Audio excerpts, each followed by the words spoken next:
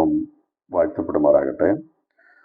ഈ 2024 അവസാന മാസമാകുന്ന ഡിസംബർ മാസം 22-ാം തീയതി നാം ഒന്നിച്ച് ദൈവസ്ഥനിലായിരിക്കുന്നു. ശേഷിച്ച നമ്മളെല്ലാ മാസത്തിൻ്റെയും പ്രാരംഭ ആഴ്ചകളിൽ ദിവസങ്ങളിൽ രാത്രിയിലെ പ്രാർത്ഥനയിൽ കൂടാറുണ്ട്. ഇന്ന് രാത്രിയിൽ നമ്മൾ ആ പതിവ് തെറ്റിക്കാതെ ഈ മാസത്തിന്റെ രാത്രി പ്രാർത്ഥനയിൽ പങ്കെടുക്കുന്നു. കർത്താവിന്റെ ഹിതമെങ്കിൽ അടുത്ത വർഷം 2025 നമ്മൾ പുതുതായിട്ട് രാത്രി പ്രാർത്ഥന നടത്തുന്നവരെയും കർത്താവിന്റെ കൃപ നമ്മോട് കൂടിയിരിക്കണം. ദൈവം ചെയ്ത എല്ലാ അനുഗ്രഹങ്ങൾക്കായി സ്തോത്രം ചെയ്യാം. തിരിഞ്ഞ് നമ്മൾ പുറകോട്ട് നോക്കുമ്പോൾ നമ്മുടെ എത്രയെത്ര വിഷയങ്ങൾക്ക് കർത്താവ് മറുപടി തന്നു. അതിനായി ദൈവത്തിന് സ്തോത്രം ചെയ്ത് നന്ദി കരയറ്റണം. കർത്താവ് ചെയ്ത എല്ലാ ഉപകാരങ്ങൾക്കും സ്തോത്രം ചെയ്യുവാൻ നിരവധി വിഷയങ്ങളുണ്ട്.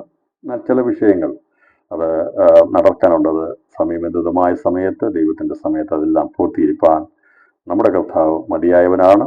തുടർന്നുള്ള അല്പസമയ ചിന്തയ്ക്കായി 146-ാം സങ്കീർത്തനം അതിൻ്റെ 3-ാം വാക്യം വായിച്ച് ദൈവം തന്നിരിക്കുന്ന ആലോചന പങ്കുവെച്ച് ഈ രാത്രിയിലെ ശുശ്രൂഷകൾക്ക് വിരാമം കുറിക്കുവാൻ കർത്താവ് താല്പര്യപ്പെടുന്നു. പ്രാർത്ഥനയായിരിക്കും. 146-ാം സങ്കീർത്തനം അതിൻ്റെ 3-ാം വാക്യം പരിചിതമായിരിക്കുന്ന ഒരു ഭാഗമാണ്. ഞാൻ ബൈബിൾ ക്ലാസ്സിൽ പറഞ്ഞിരുന്നത് കണ്ണുകളെ പ്രകാശിപ്പിക്കുന്നതിനെക്കുറിച്ച് പഠനം ഒരു ചിന്ത എടുക്കാമെന്നാണ് പറഞ്ഞിരുന്നെങ്കിലും അത് ബൈബിൾ ക്ലാസ്സിനുള്ള ബന്ധത്തിൽ നടക്കുന്നത് കൊണ്ട് അത് സംബന്ധമായി ഞാൻ പ്രത്യേകം ഒരു മെസ്സേജ് എടുക്കുന്നില്ല. എന്നാൽ ഇന്ന് ദൈവാത്മ പ്രകാശിപ്പിച്ചിരിക്കുന്ന വചനമായിരിക്കുന്ന 146-ാം സങ്കീർത്തനത്തിൻ്റെ 3-ാം വാക്യമാണ് ഈ വർഷത്തിൻ്റെ അവസാന ഹോൾ നൈറ്റ് പ്രയറിൽ ദൈവാത്മാവ് തന്നിരിക്കുന്നത്. ഇപ്രകാരം എഴുതിയിരിക്കുന്നു: നിങ്ങൾ പ്രഭുക്കന്മാരിൽ ആശ്രയിക്കരുത്, സഹായിപ്പാൻ കഴിയാത്ത മനുഷ്യപുത്രനിലും അരുത്. അവൻ്റെ ശ്വാസം പോകുന്നു, അവൻ മണ്ണിലേക്ക് തിരിയുന്നു, അന്ന് തന്നെ അവൻ്റെ നിരൂപണങ്ങൾ നശിക്കുന്നു.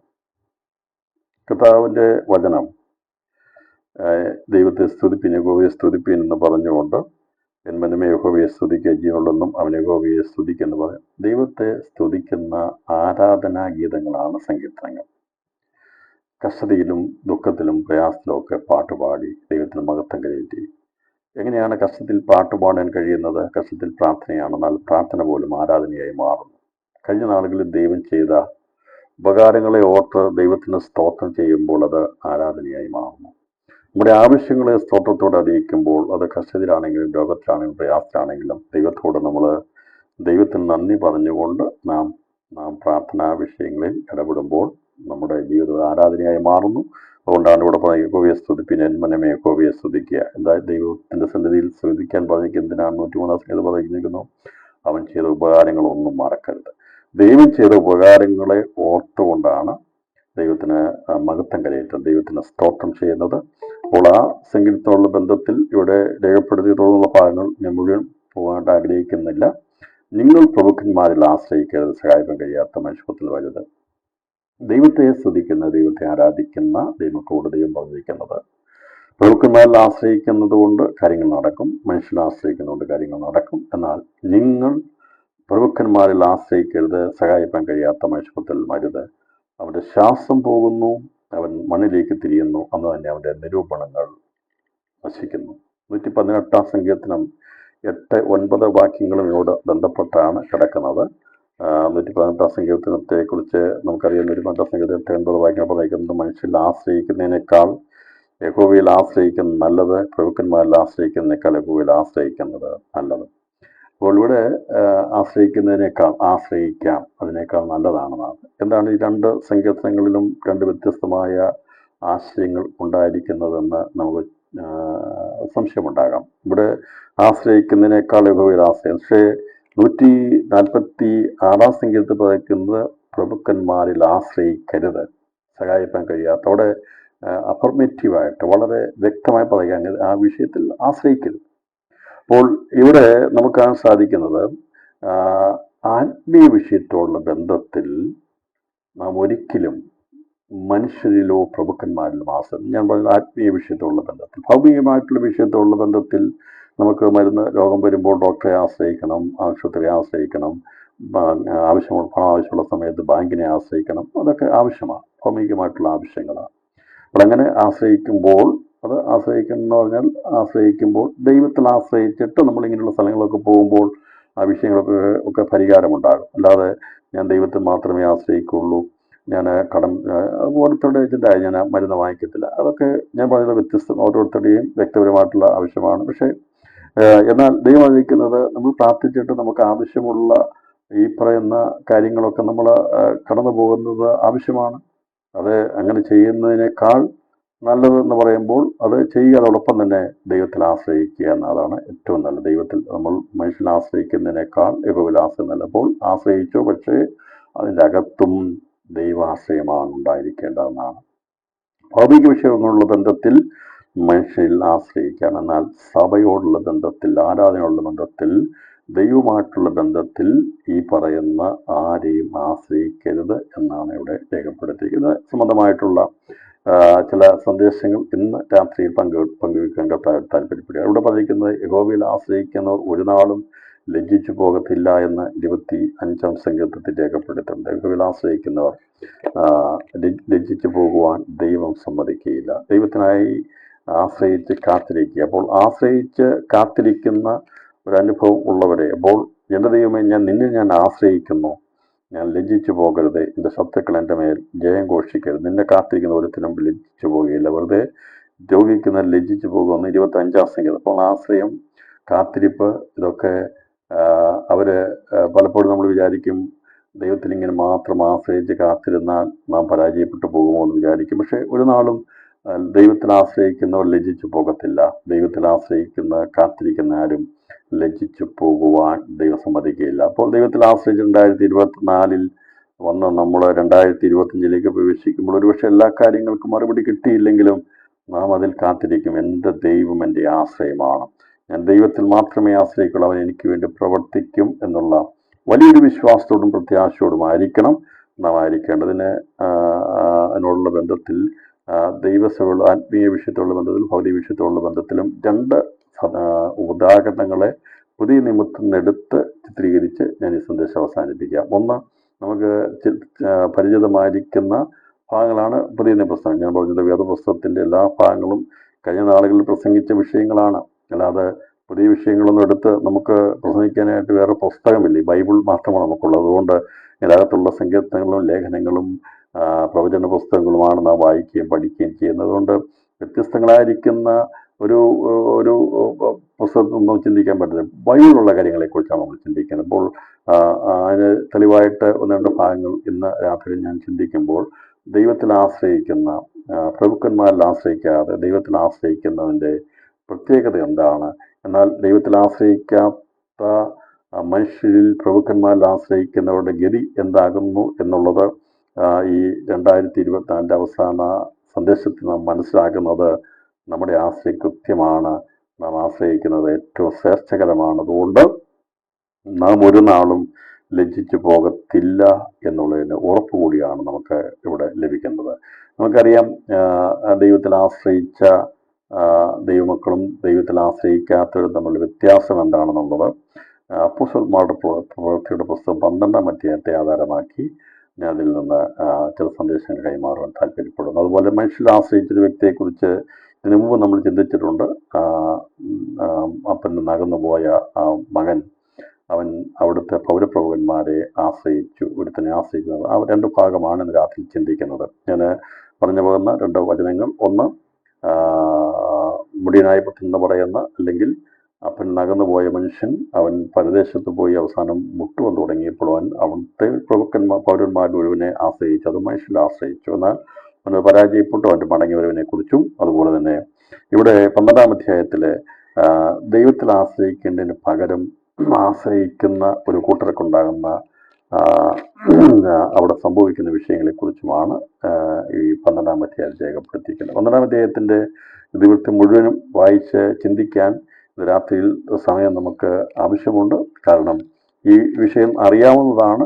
സാധാരണ രാത്രി പ്രാർത്ഥനകളിൽ ഏറ്റവും അധികമായി എടുത്ത് ചിന്തിക്കുന്ന വിഷയങ്ങളുമാണ് ഇതിനകത്തുള്ളത്. എന്നാൽ ഇതിൽ നിന്ന് വ്യത്യസ്തമായിട്ട് ഇന്ന് ഞാൻ ആഗ്രഹിക്കുന്നത്, ദൈവാത്മാവ് ആഗ്രഹിക്കുന്നത്, നമുക്കത് മനസ്സിൽ ദൈവത്തിലുള്ള ആശ്രയത്തെക്കുറിച്ചാണ് ഇവിടെ രേഖപ്പെടുത്തിയിരിക്കുന്നത്. ഇവിടെ 12-ാം അധ്യായത്തിൽ നമുക്ക് അതിൻ്റെ ആശ്രയം വ്യത്യസ്തത ഞാൻ വേഗത്തിൽ മനസ്സിലാക്കി തരാം. ഇവിടെ പറഞ്ഞിരിക്കുന്ന സങ്കീർത്തനം 146-ന്റെ 3-ാം വാക്യത്തിൽ പറഞ്ഞിരിക്കുന്ന വചനം അതേപടി ഈ അധ്യായത്തിൽ അതുപോലെ തന്നെ സംഭവിച്ചിരിക്കുന്നു എന്നുള്ളത് വായിച്ച് നമുക്ക് മനസ്സിലാക്കണം, ഗ്രഹിക്കണമെങ്കിൽ മാത്രമേ അതിൻ്റെ അകത്ത് മറിഞ്ഞിരിക്കുന്ന മർമ്മം മനസ്സിലാകത്തുള്ളൂ. ഇവിടെ പറഞ്ഞിരിക്കുന്നത് അവന്റെ ശ്വാസം പോകുന്നു, അവൻ മണ്ണിലേക്ക് തിരിയുന്നവൻ, അന്ന് തന്നെ അവന്റെ നിരൂപണങ്ങൾ നശിക്കുന്നു. 12-ാം അധ്യായം, ഉപസർപ്പത്തിൽ 12-ാം അധ്യായം അതിന്റെ 23-ാമത്തെ വാക്യം വായിക്കുമ്പോൾ, അവൻ ദൈവത്തിന് മഹത്വം കൊടുക്കായികയാൽ കർത്താവിന്റെ ദൂതൻ ഉടനെ അവനെ അടിച്ചു, അവൻ കൃമിക്കയായി പ്രാണനെ വിട്ടു. അപ്പോൾ ദൈവത്തിന് മഹത്വം കൊടുക്കാത്തത് കൊണ്ട് ഈ സോര്യരും സീധോന്യരുമായിരിക്കുന്ന ജാതിക്കാർ അവര് കനാന്യ ജാതികളിൽപ്പെട്ടവരാണ്. അപ്പോൾ അവിടുന്ന് അവര് അടുത്ത് വന്ന് അന്നത്തെ ഹെരോദാവായിരിക്കുന്ന അഗ്രിപ്പ രാജാവിനോട് അവന്റെ സന്നിധിയിൽ വന്ന് അവനുമായി സന്ധിക്കപേക്ഷിച്ച് അവർ ഡേറ്റ് നിശ്ചയിച്ച് അവർ കൂടി വന്ന് സംസാരിക്കുവാൻ വേണ്ടി കൂടി വന്ന ദിവസം നടന്ന സംഭവമാണ് ഇവിടെ പറയുന്നത്. അത് അവരാശ്രയിച്ചു വന്നത് ഹെരോദാവിലായിരുന്നു. അപ്പോൾ ആ ഹെരോദാവിൽ ആശ്രയിച്ചു വന്നതായ സീദോന്യരും സോര്യർക്കും ഉണ്ടായ അവരുടെ മുമ്പിൽ വെച്ച് സംഭവിച്ച കാര്യമാണത്. അവർ ആശ്രയിച്ചു വന്നത് പ്രഭുവിലാണ് ആശ്രയിച്ചു വന്നത്.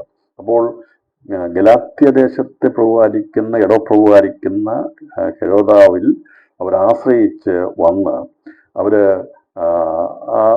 ജാതികൾ അവർ വന്ന് അതിൽ ആശ്രയിക്കുകയാണ്. അപ്പോൾ ആശ്രയിച്ചപ്പോൾ എന്താണ് അവിടെ സംഭവിച്ചത്?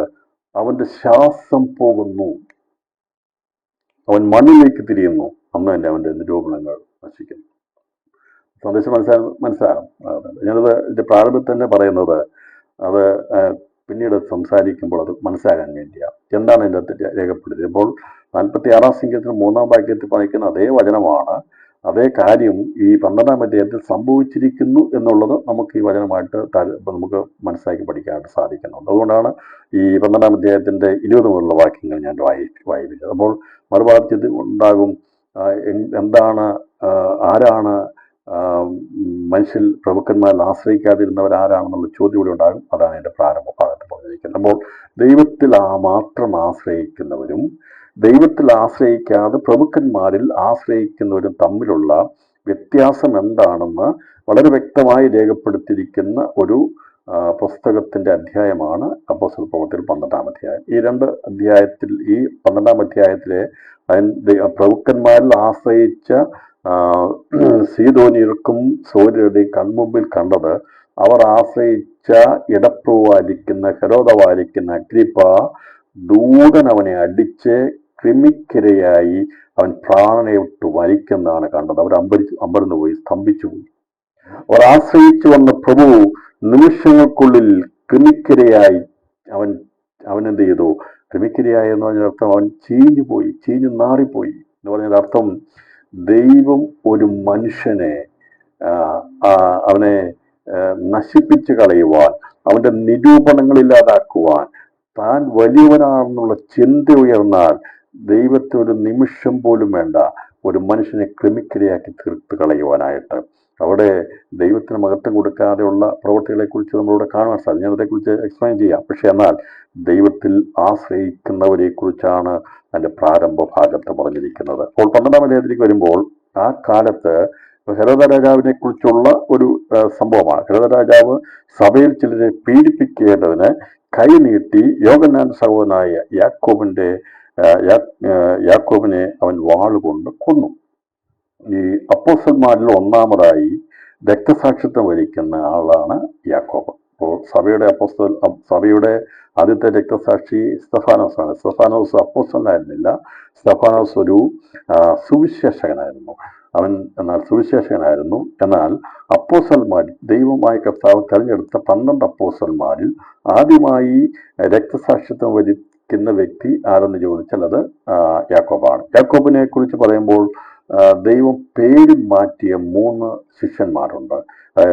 വിളിച്ച് വേദരിച്ച ശിഷ്യന്മാരിൽ ദൈവം പേര് മാറ്റിയത് 3 പേരുടെ പേരാണ് മാറ്റിയത്. അവർ 3 പേരുമായിരുന്നു ദൈവസഭയുടെ തൂണുകളായി അറിയപ്പെട്ടിരുന്നത്. അപ്പോൾ കർത്താവായ യേശു ലോകത്തിൽ വന്ന് തന്റെ ശുശ്രൂഷ ആരംഭിക്കുന്ന സമയത്ത് 12 പേരെ തിരഞ്ഞെടുത്തതിൽ അവൻ പേര് മാറ്റി വിളിച്ചത് 3 പേരെയാണ്. അത് മർക്കോസ് സുവിശേഷം 3-ാം അധ്യായം അതിൻ്റെ 14 മുതലുള്ള വാക്യങ്ങളാണ്, അതിൻ്റെ 13 മുതലുള്ള വാക്യങ്ങളാണ്. പിന്നെ അവൻ മലയിൽ കയറി തനിക്ക് ബോധിച്ചവരെ അടുക്കൽ വിളിച്ചു.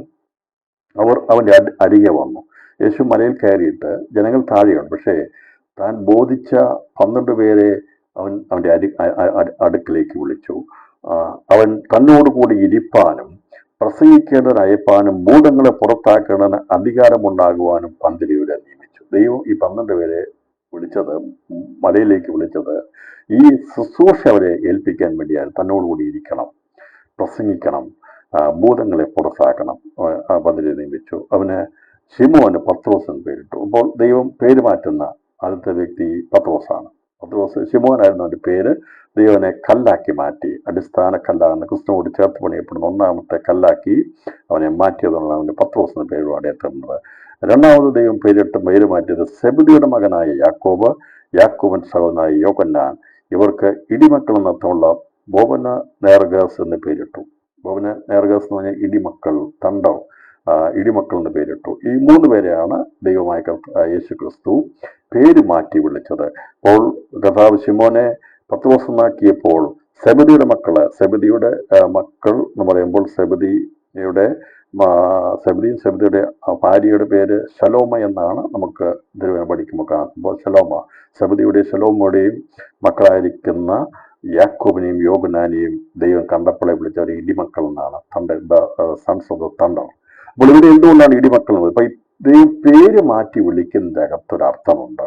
നമുക്ക് ഇട്ടിരിക്കുന്ന പേരിൽ നിന്ന് വ്യത്യസ്തമായിരിക്കുന്ന പേര് ദൈവം നമ്മുടെ ഓമനപ്പേർ ചൊല്ലി വിളിക്കുക എന്നതിൻ്റെ അർത്ഥം.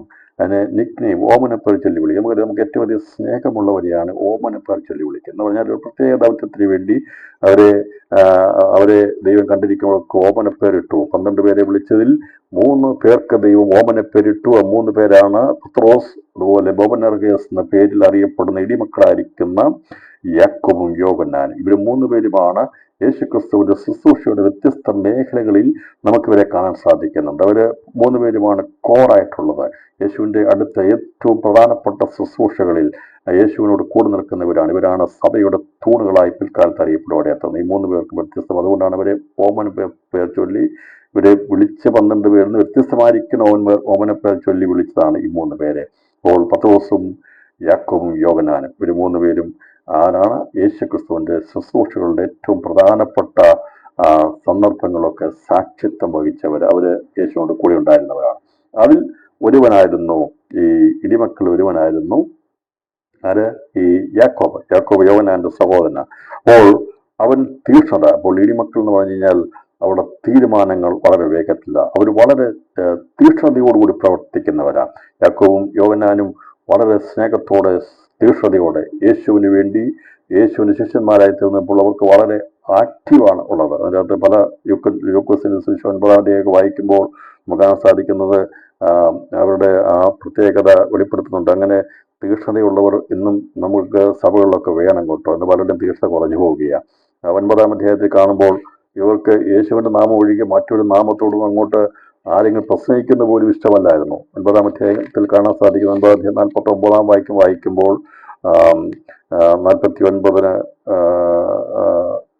ലൂക്കോസിന്റെ സുവിശേഷം അതിന്റെ 9-ാം അധ്യായത്തില് കാണാൻ സാധിക്കുന്നത്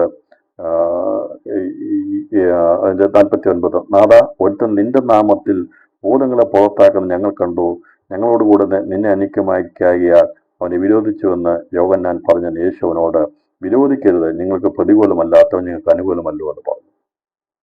അപ്പോൾ ഈ യോഹന്നാന്റെ പ്രത്യേകത അതാണ്. അപ്പോൾ ഇടിമക്കൾ എന്ന് പറഞ്ഞാൽ അവര് യേശുവിന് മാത്രം, അവനോട് മാത്രമാണ് വിധേയത്വമുള്ളത്. അപ്പോൾ ഒരു നിന്റെ നാമത്തിൽ ഭൂതങ്ങളെ പുറത്താക്കാൻ ഞങ്ങൾ കണ്ടു, ഞങ്ങളോടുകൂടെ നിന്നെ അനുഗമിക്കാകിയ അവനെ വിരോധിച്ചു എന്ന് യോഹന്നാൻ പറഞ്ഞതിന് യേശുവിനോട് വിരോധിക്കരുത്, നിങ്ങൾക്ക് പ്രതികൂലമല്ലാത്തവൻ നിങ്ങൾക്ക് അനുകൂലമല്ലോ എന്ന് പറഞ്ഞു. അപ്പോൾ ആ തീക്ഷ്ണതയെ വെളിപ്പെടുത്തുകയാണ് അവിടെ. അവരെ യേശുവിനോടുള്ള തീക്ഷ്ണതയാണ്. അതുപോലെ തന്നെ ഈ അതിന്റെ 54-ാമത്തെ സന്ദേശം മുതൽ ഒരാരോഗ്യത്തിന്റെ കാലം തയ്യാറായപ്പോൾ അവൻ യേശുവിലേക്ക് യാത്രയാവാൻ മനസ്സുറപ്പിച്ചു. തനിക്ക് മുമ്പായി ദൂതന്മാരെ അയച്ചു. അതിന്റെ 54-ാം വാക്യം, അത് തന്റെ ശിഷ്യന്മാരായ യാക്കോബും യോഹന്നാനും കണ്ടിട്ട്, കർത്താവേ, ഏലിയാവ് ചെയ്തതുപോലെ ആകാശത്ത് നിന്ന് തീ ഇറങ്ങി അവരെ നശിപ്പാൻ ഞങ്ങൾ പറയുന്നത് നിനക്ക് സമ്മതമോ എന്ന് ചോദിച്ചു. അവൻ തിരിഞ്ഞ് അവനെ ശാസിച്ചു. നിങ്ങൾ ഏതാത്മാവിനെ അറിയുന്നിടത്ത് നിങ്ങൾ അറിയുന്നില്ല.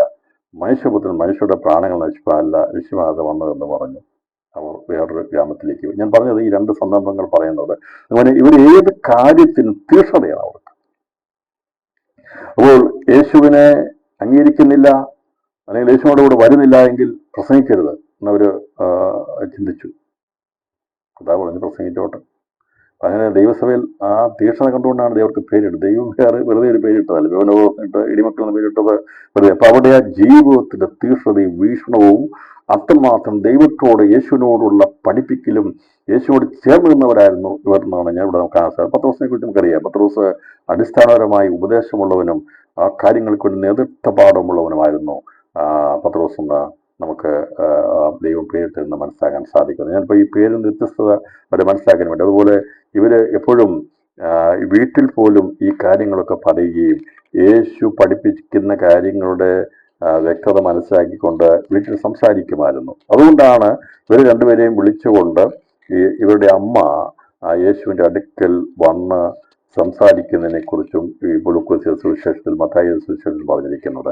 ഇവർക്ക് താല്പര്യമുണ്ട്. യേശു എന്ത് പറഞ്ഞാലും അത് സംഭവിക്കും എന്നുള്ള വലിയ ഒരു ചിന്തയും തീക്ഷ്ണതയും അത് പ്രാപിക്കണമെന്നുള്ള ഒരു കാഴ്ചപ്പാട് ഇവർക്കുണ്ടായിരുന്നു. ഞാനത് ഈ വെവനോസ് എന്ന പേരിട്ടിരിക്കുന്ന യാക്കോവ് എന്തുകൊണ്ട് രക്തസാക്ഷിത്വയായി എന്നുള്ളത് വെളിപ്പെടുത്താൻ വേണ്ടിയാണ്. അപ്പോൾ അവൻ നമ്മൾ യാക്കോവിനെ വാളുകൊണ്ട് കൊന്നു എന്ന് വായിച്ചു പോകുമ്പോൾ അതിൻ്റെ അകത്ത് മാത്രം ഒതുങ്ങുന്നതല്ല പ്രിയപ്പെട്ടവരെ ആ വാക്യമുള്ളത്. വേദപുസ്തകത്തിൻ്റെ ഒരു വാക്യത്തിൻ്റെ അകത്ത്, ഒരു കാര്യത്തിൻ്റെ അതിൻ്റെ അകത്ത് ഒരു വാക്യം വായിച്ചാൽ അത് ജസ്റ്റ് ഒരു എക്സ്പ്ലനേഷൻ അല്ല.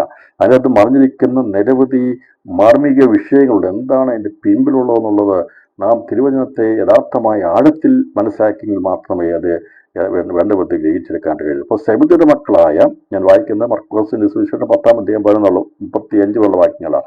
സെബദിയുടെ മക്കളായ യാക്കോബ് യോഹന്നാനും അവന്റെ അടുക്കൽ വന്നു. അവനോട്, ഗുരു, ഞങ്ങൾ നിന്നോട് യാചിപ്പാൻ പോകുന്നു, ഞങ്ങൾക്ക് ചെയ്തു തരുവാൻ അപേക്ഷിക്കും. അവർക്ക് വേറൊന്നും ചിന്തിക്കുന്നില്ല. ഞങ്ങൾക്ക് അവർ ഒരുപാട് പേര് യാചിക്കുന്നുണ്ട്. കണ്ണിന് കാഴ്ച വേണമെന്ന് പറഞ്ഞവരുണ്ട്, മകളുടെ രോഗസൗഖ്യത്തിന് പ്രാർത്ഥിക്കുന്നവരുണ്ട്. അങ്ങനെ എല്ലാം കണ്ടു, അവർ കണ്ടവരാ. പക്ഷെ എന്നാൽ ഇവർക്ക് മനസ്സിലായി യേശു മരിക്കും എന്നുള്ളത് അവർ പറഞ്ഞു. യേശു പറഞ്ഞു, ഞാൻ ഇത് കയ്യിൽ ഏൽപ്പിക്കപ്പെടാൻ പോവുക, എന്നെ അവർ കൊല്ലും, അത് 3 നാൾ കഴിഞ്ഞ് ഉയർത്തെഴുന്നേൽക്കും, ദൈവം നിന്റെ രാജ്യം സ്ഥാപിക്കുമെന്നൊക്കെയുള്ള കാര്യങ്ങൾ നിവൃത്തീകരിക്കപ്പെടുമെന്ന തീക്ഷ്ണതാബോധമുണ്ടായിരുന്ന ഇവര് വീട്ടിലും പോയ കാര്യം പറഞ്ഞത്. അതുകൊണ്ടാണ് മത്തായി സുവിശേഷത്തിൽ ഇവരുടെ അമ്മ വന്ന് സംസാരിച്ചെന്ന് പറഞ്ഞു. ഇവിടെ പറഞ്ഞിരിക്കുന്നത് അവർ വന്ന് സംസാരിച്ചെന്നാണ്. എന്നാൽ അതിൻ്റെ അർത്ഥം അവിടെ അമ്മയും കൂട്ടിയാണ് അവർ പോയത്.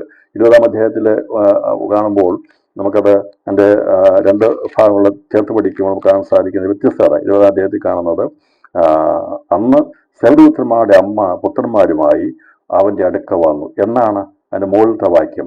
യേശു യെരുശലേമിലേക്ക് യാത്ര ചെയ്യുമ്പോൾ 12 ശിഷ്യന്മാരെ വേറിട്ട് കൂട്ടിക്കൊണ്ടുപോയി വഴിയിൽ വെച്ച് അവരോട് പറഞ്ഞത്, നാം യെരുശലേമിലേക്ക് പോകുന്നുവല്ലോ, അവിടെ മനുഷ്യപുത്രൻ മഹാപുരോഹിതന്മാർക്കും ശാസ്ത്രിമാർക്കും ഏൽപ്പിക്കപ്പെടും.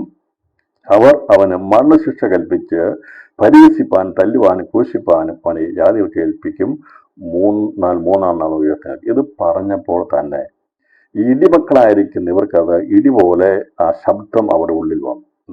ഈ പ്രാരംഭത്തിൽ സജിപാസ് പ്രാർത്ഥിച്ചു, ദൈവം ഇടിശബ്ദം പോലെ മുഴങ്ങിക്കിടക്കണമെന്ന്. അത് ദൈവത്തിന്റെ വചനം, അത് ഇടിശബ്ദം പോലെ ദൈവം പറയുന്ന വാക്കുകൾ അത് സംഭവിക്കാൻ പോകുന്നു എന്നുള്ള അതിജാഗ്രതയോടെ ദൈവത്തിന്റെ വായിൽ നിന്ന് വരുന്ന വചനങ്ങളെ സ്നേഹിച്ചവരായിരുന്നു യോഹന്നാനും യാക്കോബും. മറ്റുള്ള വ്യത്യസ്തമായി യേശു എന്ത് പറഞ്ഞാൽ അത് അപ്പോൾ സംഭവിക്കും, അതിനുവേണ്ടി തീക്ഷ്ണതയോടെ കാത്തിരുന്നവരായിരുന്നു. ഇന്ന് രാത്രിയിലും ഈ സന്ദേശം കേൾക്കുമ്പോൾ 2024 അവസാനത്തിലും ഞാനും നിങ്ങളും തീക്ഷ്ണതയുള്ള വെബിനാർഗോസിനെ പോലുള്ളവരായിരിക്കും എന്ന് പറഞ്ഞാൽ അർത്ഥം യേശു പറഞ്ഞിരിക്കുന്ന കാര്യങ്ങൾ അത് സംഭവിക്കും എന്ന് വിശ്വാസമുള്ളവർക്ക് ആശ്രയമുണ്ട്. അവർ ദൈവത്തിൽ ആശ്രയിച്ച് പറയുകയാണ്, ഞങ്ങൾ നിന്നിൽ ആശ്രയിക്കും, നീ മരിക്കുമെന്നുള്ളത് ഞങ്ങൾക്കറിയാം, നീ പറഞ്ഞതുപോലെ തന്നെ മരിക്കും, എന്നാൽ നീ പറഞ്ഞതുപോലെ തന്നെ അവർ വിശ്വസിക്കുകയാണ്, 3-ാം നാൾ ഉയർത്തി നിൽക്കും, പിന്നീട് കർത്താവ് പറഞ്ഞ് രാജ്യം സ്ഥാപിക്കുമെന്ന്, മഹത്വത്തിന്റെ സിംഹാസനിരിക്കുമെന്ന്. ഇതൊക്കെ അവർ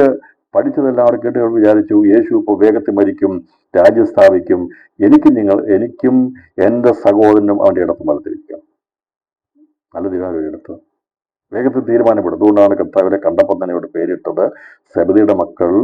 ഇവര് തീക്ഷ്ണതയുള്ളവരാ.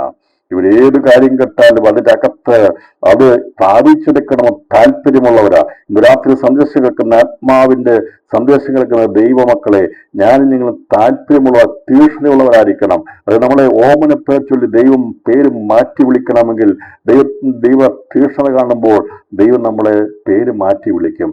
കഥാനറിയാം, ഇവരെ കണ്ടപ്പോഴേ അറിയാം ഇവര് മറ്റുള്ള വ്യത്യസ്തരാ. ഏത് കാര്യം കേട്ടാലും അത് ആ ദൈവത്തെ യേശുവിൽ വിശ്വസിച്ചുകൊണ്ട് ആശ്രയിച്ചുകൊണ്ട് അവരത് പ്രാപിച്ചെടുക്കാൻ വേണ്ടി ആഗ്രഹത്തോടെ അടക്കുക. അപ്പോൾ ഇവിടെ ഒന്ന് പറയാണ്, അന്ന് സെബദി പുത്രന്മാരും അവന്റെ അടുക്ക വന്നു. ഇവര് വീട്ടിൽ ചെന്നിട്ട് പറഞ്ഞത്, അമ്മേ അല്ലെങ്കിൽ വീട്ടിൽ സംസാരിച്ചു. ഈ സെബദിയും അമ്മയൊന്നും എതിർത്തില്ല. യേശുവിന്റെ ശുശ്രൂഷയ്ക്ക് വേണ്ടി യേശു വിളിച്ചപ്പോൾ പോകാൻ വേണ്ടി ഒരു എതിർപ്പും പറയാതെ ആ സെബദി തന്റെ മക്കളെ പറഞ്ഞു വിട്ടതാ. അവന്റെ വീട്ടിൽ അവന്റെ അമ്മ യേശുവിന് വേണ്ടി ശുശ്രൂഷിച്ചതാ. അപ്പൊ ഇവര് വീട്ടിൽ ചെല്ലുന്ന സമയത്ത് യേശു മരിക്കുമെന്നും തന്റെ ശുശ്രൂഷ ചെയ്യാൻ പോകുന്ന കാര്യമൊക്കെ അറിയിച്ചു കഴിഞ്ഞപ്പോൾ പറഞ്ഞിട്ടുണ്ട്, ഇങ്ങനെയാണ് സംഭവിക്കാൻ പോകുന്നത്. അതുകൊണ്ട് തന്റെ രാജ്യം സ്ഥാപിക്കും. യേശുവിന്റെ മകത്വം അവൻ സിംഹാസനത്തിലും ഇടത്തും വലത്തും ഇരിക്കാനുള്ള സാധ്യതകൾ ഉള്ളതുകൊണ്ട് അത് ഞങ്ങൾക്ക് ലഭിക്കണം എന്നുള്ള ആഗ്രഹമുണ്ടെന്ന് വീട്ടിൽ ചെന്ന് പറഞ്ഞതുകൊണ്ട് അമ്മയും കൂട്ടിയാണ് ഇവർ വന്ന് സംസാരിപ്പാട്ടിടയാത്തത്. ഞാൻ പറഞ്ഞല്ലോ, ഇവര് വന്നപ്പോൾ യേശു അവരെ ശാസിക്കുകയൊന്നും ചെയ്തില്ല. കഥാവിന് മനസ്സിലായി, യുവമാർ രണ്ടും തീക്ഷ്ണതയുള്ളവരാ. ഇവന്മാരുടെ ജീവിതത്തിൽ ഒറ്റ കാര്യമേ ഉള്ളൂ, യേശു എന്ന് പറഞ്ഞാൽ അത് പ്രാപിക്കണം. അന്ന് രാത്രിയിൽ എത്ര പേർക്ക് താല്പര്യമുണ്ട്? എത്ര പേർ യാക്കോബിനെ യോഹന്നാനെ പോലെ തീക്ഷ്ണതയുള്ളവരാ? അതെ, കർത്താവ് പറയുന്ന കാര്യങ്ങൾ എനിക്കത് പ്രാപിച്ചെടുക്കണമെന്ന് താല്പര്യമുണ്ടെങ്കിൽ നിന്റെ വീട്ടിലെ സംസാരവും നാട്ടിലെ സംസാരവും ജീവിതത്തിൽ എപ്പോഴും അത് തന്നെയായിരിക്കും ചിന്തയുള്ളത്. ആ ചിന്തയെ അവർക്കുള്ളൂ. നാട്ടിൽ ചെന്നപ്പോഴും വീട്ടിൽ ചെന്നപ്പോഴും യേശുവോട് കൂടി ഇരുന്നപ്പോഴും അവർക്ക് ഒരേ ചിന്തയുണ്ടായിരുന്നുള്ളൂ, യേശുവിന്റെ വായിൽ നിന്ന് വരുന്ന വചനങ്ങൾ അത് സംഭവിക്കാൻ പോകുന്നു, അത് നിവൃത്തിയിരിക്കപ്പെടുമെന്ന്. ഇവർക്ക് ആശ്രയം വർദ്ധിച്ചപ്പോൾ ഇവർ കാത്തിരിക്കുകയാണ് യേശു രാജാവായിട്ട് വരുമെന്ന്, അവൻ മഹത്വവാസിയിരിക്കുമെന്ന്. ഇന്ന് അവനെ പരിഹസിക്കുന്നവർ, തല്ലുന്നവർ, തുപ്പുവാൻ പോകുന്നവർ എല്ലാം ഉണ്ടെങ്കിലും ഞാൻ വിശ്വസിക്കുന്ന എൻ്റെ ഗുരുവായിരിക്കുന്ന എൻ്റെ കർത്താവ് ഒരിക്കൽ അവൻ രാജാവായി ഇരിക്കുമെന്നുള്ള വിശ്വാസം അവിടെ ഹൃദയത്തിലുണ്ടായിരുന്നു. എന്നെ കേൾക്കുന്ന പ്രിയപ്പെട്ടവരെ, ഒരുപക്ഷെ നിന്ദിക്കപ്പെടുന്ന അവസരങ്ങൾ, പരിഹസിക്കപ്പെടുന്ന അവസരങ്ങളൊക്കെ കർത്താവ് പറഞ്ഞപ്പോൾ അവർക്ക് മനസ്സിലായി അത് തൽക്കാലത്തേക്കുള്ളതാ. എന്നാൽ മഹത്വമുണ്ടായിരിക്കുന്ന യേശു ഉയർത്തെഴുന്നേൽക്കും. അവൻ മഹത്വ സിംഹാസനത്തിൽ ഇരിക്കുമ്പോൾ അവൻ്റെ ഇടത്തും വലത്തും ഇരിക്കണം എന്നുള്ള ആഗ്രഹം അന്നത്തെ സന്ദർഭത്തിൽ അവർക്കുണ്ടാകുകയും അതനുസരിച്ച് അവർ എന്ത് ചെയ്തു? അപേക്ഷിക്കാൻ വേണ്ടി യേശുവിന്റെ അടുക്കൽ വന്നു, അമ്മയുമായിട്ട് വന്നു. യേശുവോട് നിനക്ക് എന്ത് വേണമെന്ന് അവരോട് ചോദിച്ചു. അവൾ അവനോട്, ഈ എൻ്റെ പുത്രന്മാർ ഇരുവരും നിന്റെ രാജ്യത്തിൽ ഒരുത്തൻ നിന്റെ വലത്തും ഒരുത്തൻ ഇടത്തും ഇരിപ്പാൻ അരുളിച്ചേണമേ എന്ന് പറഞ്ഞു. അതിന് ഉത്തരമായി യേശു, നിങ്ങൾ യാചിക്കുന്ന ഇന്ന് നിങ്ങൾ അറിയുന്നില്ല. ഞാൻ കുടിപ്പായിരിക്കുന്ന പാനപാത്രം കുടിപ്പാൻ നിങ്ങൾക്ക് കഴിയുമോ എന്ന് ചോദിച്ചു. നിങ്ങൾ ചോദിക്കുന്നത് നിങ്ങൾ അറിയുന്നില്ല. അതായത് നിങ്ങൾ കേട്ടു എങ്ങനെ മഹത്വ സിംഹാസനം ഉണ്ടെന്നും അതിന്റെ മുമ്പിൽ ആൾക്കാർ കർത്താവ് പറഞ്ഞ എല്ലാ കാര്യങ്ങളും ഇവർക്ക് അറിയാം. അപ്പോൾ കർത്താവ് ഇവരെ പഠിപ്പിച്ചിട്ടുണ്ട്. അപ്പോൾ കർത്താവ് പറഞ്ഞിട്ടുണ്ട്, ഇത് ഇങ്ങനെ സംഭവിക്കാൻ പോകുന്നതായതുകൊണ്ട് എന്നാൽ നിങ്ങൾ ചോദിക്കുന്നതിനാണ് നിങ്ങൾക്ക് അറിയത്തില്ല എന്ന് കർത്താവ് പറഞ്ഞു. കുടിക്കാമോ? നിശ്ചയമെങ്കിലും എന്റെ വലത്തും ഇടത്തും ചോദിച്ചപ്പോൾ പറഞ്ഞു, എന്റെ പാനപാത്രം നിങ്ങൾ കുടിപ്പാൻ അത് പറഞ്ഞു കഴിയുമെന്ന് ചോദിച്ചപ്പോൾ പറഞ്ഞു കഴിയുമെന്ന് അവർ പറഞ്ഞു. അവിടെയാണ് പ്രത്യേകതയുള്ളത്. ഒരു കഴിയുമെന്ന് പറഞ്ഞ കർത്താവ് നിങ്ങൾ കഴിയത്തില്ലെന്ന് പറഞ്ഞില്ല. ഇവർക്ക് പേരിട്ടപ്പോൾ തന്നെ ദൈവത്തെ അറിയാം, ഇവര് തീരുമാനമെടുത്താൽ പിന്മാറുന്നവരല്ല. അതാണ് ഇടിമക്കൾ എന്ന പേരിന്റെ അർത്ഥം. കർത്താവ് ചോദിച്ചു, നിങ്ങൾക്ക് അതിന് കഴിയുമോ എന്ന് ചോദിച്ചു. കഴിയുമെന്നവർ പറഞ്ഞു. യേശുവിന്റെ മുമ്പിൽ ധൈര്യത്തോടെ അവർ പറഞ്ഞു, ഞങ്ങൾക്കതിന് കഴിയും. കാരണം ഞങ്ങൾ തീക്ഷ്ണതയുള്ളവരാ, ഞങ്ങൾക്ക് അത് വേണം, നീ പറഞ്ഞതുപോലെ സംഭവിക്കും എന്ന് പറഞ്ഞു. ശരിയാ. അവൻ അവരോട്, എൻ്റെ പാനപാത്രം നിങ്ങൾ കുടിക്കും നിശ്ചയം. നിങ്ങൾ എൻ്റെ വലത്തും ഇടത്തും ഇരിപ്പാൻ വരം നൽകുന്ന എൻ്റെതല്ല, എൻ്റെ പിതാവാക്കം ഒരുങ്ങിയിരിക്കുന്നുവോ അവർക്ക് കിട്ടുമെന്ന് പറഞ്ഞു. പിതാവ് പറഞ്ഞു, അത് നിങ്ങൾ കുടിക്കും നിശ്ചയം, അതിന് മാറ്റമൊന്നുമില്ല. നിങ്ങൾ രണ്ടുപേരും ഞാൻ പറഞ്ഞതുപോലെ എൻ്റെ പാനപാത്രം കുടിക്കുന്ന, ഞാൻ കഷ്ടതയാകുന്ന പാനപാത്രം കുടിക്കുക എന്ന് പറഞ്ഞാൽ അതുപോലെ തന്നെ സംഭവിച്ചു. അതാണ് നമുക്ക് അപ്പോസ്തലപ്രവൃത്തി 12-ാം അധ്യായത്തിൽ കാണാം. ഞാൻ ഈ വാക്കിന്റെ അർത്ഥവും ആരാണ് യാക്കോബ് എന്ന് വെളിപ്പെടുത്തി വന്നപ്പോൾ മനസ്സായത്, ഇവര് 12 പേരിൽ ഈ സ്ഥാനം ആഗ്രഹിച്ച് മോഹിച്ചല്ല പോയത്. അപ്പോൾ അവിടെ ചെന്നപ്പോൾ കഥാവിനോട് ആഗ്രഹിച്ച് അവർ പറഞ്ഞു കഴിഞ്ഞപ്പോൾ കഥാവ് പറഞ്ഞു പാനപാത്രമുണ്ട്, കുടിക്കാവോ എന്ന് ചോദിച്ചു. കഷ്ടതയുണ്ട്, വരാൻ പോകുന്ന പ്രയാസമുണ്ടെന്ന് പറഞ്ഞപ്പോൾ അവർ പറഞ്ഞു ഞങ്ങളത് തയ്യാറാണെന്ന് പറഞ്ഞു. അവർ ശരിയാ, ഞങ്ങളത് കുടിക്കുന്ന നിശ്ചയം. ആ പറഞ്ഞ വചനത്തിന്റെ നിവൃത്തീകരണമാണ് 12-ാം അധ്യായത്തിന്റെ പ്രാരംഭത്തിൽ കാണുന്നത്. യാക്കോബും യാക്കോബാണ് മൂത്തവൻ, അതുകൊണ്ടാണ് യാക്കോബിനെ കുറിച്ച് ആദ്യം പറയുന്നത്. രണ്ടാമൻ അതിന്റെ ഇളയവനായിരുന്നു യോഹന്നാനെന്നാണ് നമുക്കത് വായിക്കുമ്പോൾ മനസ്സിലാക്കുന്നത്. അങ്ങനെയാണോ എന്ന് ചോദിച്ചാൽ ഇനി അങ്ങനെയായാലും കുഴപ്പമില്ല, അതൊന്നും വലിയ ഡിബേറ്റ് ആക്കേണ്ട ആവശ്യമൊന്നുമില്ല. ഇപ്പം സബദി മക്കളിൽ യാക്കോബായിരുന്നു മൂത്തവൻ എന്ന് പറഞ്ഞത് അല്ല, യോഹന്നാനാണ് തെളിയിക്കാൻ വേണ്ടി പോകും. നമ്മുടെ ഇപ്പൊ മൂത്തവൻ ആരാണെങ്കിലും ഇളയവനാണെങ്കിലും നമുക്കത് വിഷയമല്ല.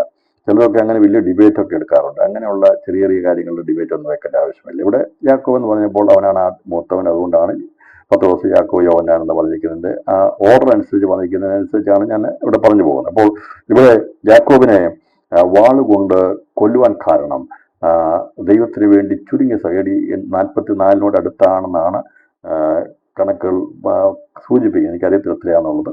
ഏകദേശം 10-14 വർഷത്തെ ശുശ്രൂഷയെ ഈ യാക്കോബ് ചെയ്തുള്ളൂ. പക്ഷേ അവൻ തീക്ഷ്ണതയോടെ ദൈവത്തിന് വേണ്ടി നിന്നവനാണ്. അപ്പോൾ യഹൂദയിൽ യെരൂശലേമിൽ ആരംഭിച്ച ദൈവവേലയുടെ ശക്തന്മാരായിരിക്കുന്ന ശുശ്രൂഷക്കാരായി മുമ്പോട്ട് പോകുമ്പോൾ സ്തെഫാനോസിനെ കൊന്നുകളഞ്ഞു. അതിനുശേഷമായി അവനെ യഹൂദന്മാർ ഇഷ്ടപ്രകാരം യെരൂശലേമിൽ കല്ലെറിഞ്ഞ് കൊന്നു. അതിനുശേഷം ഹെരോദാവ് ഗലീലയിൽ ഭരണം നടത്തുന്ന ഈ ഹെരോദാവ് പത്രോസിനെ പിടിച്ച് അവനെ എന്ത് ചെയ്തു? വാളുകൊണ്ട് യാക്കോബിനെ കൊന്നു. സഭയുടെ തൂണുകളായി അറിയപ്പെടുന്ന 3 പേരെയും കൊന്നുകളവാനുള്ള പ്ലാനും പദ്ധതിയുമായി ദൈവം ഓമനം പേർ ചൊല്ലി വിളിച്ച ഈ 3 പേരെയും കൊല്ലണം എന്നുള്ള തീരുമാനത്തോടു കൂടി അന്നത്തെ പൈശാചിക സാമ്രാജ്യത്വം ഒരുങ്ങി വന്നപ്പോൾ അതിൽ ഒരുവനെ കൊന്നുകളയുവാൻ ദൈവം സമ്മതിച്ചു കൊടുത്തു എന്ന് പറഞ്ഞാൽ വാളിനേൽപ്പിച്ചു കൊടുത്തു. യോഹന്നാന്റെ സഹോദരനായിരിക്കുന്ന യാക്കോബിനെ ദൈവം ഏൽപ്പിച്ചു കൊടുത്തു. സെബദിയുടെ മകനായിരിക്കുന്ന ശലോമയുടെ മകനായിരിക്കുന്ന ആ യാക്കോബിനെ കൊല്ലുവാൻ ദൈവം അനുവദിച്ചു കൊടുത്തു.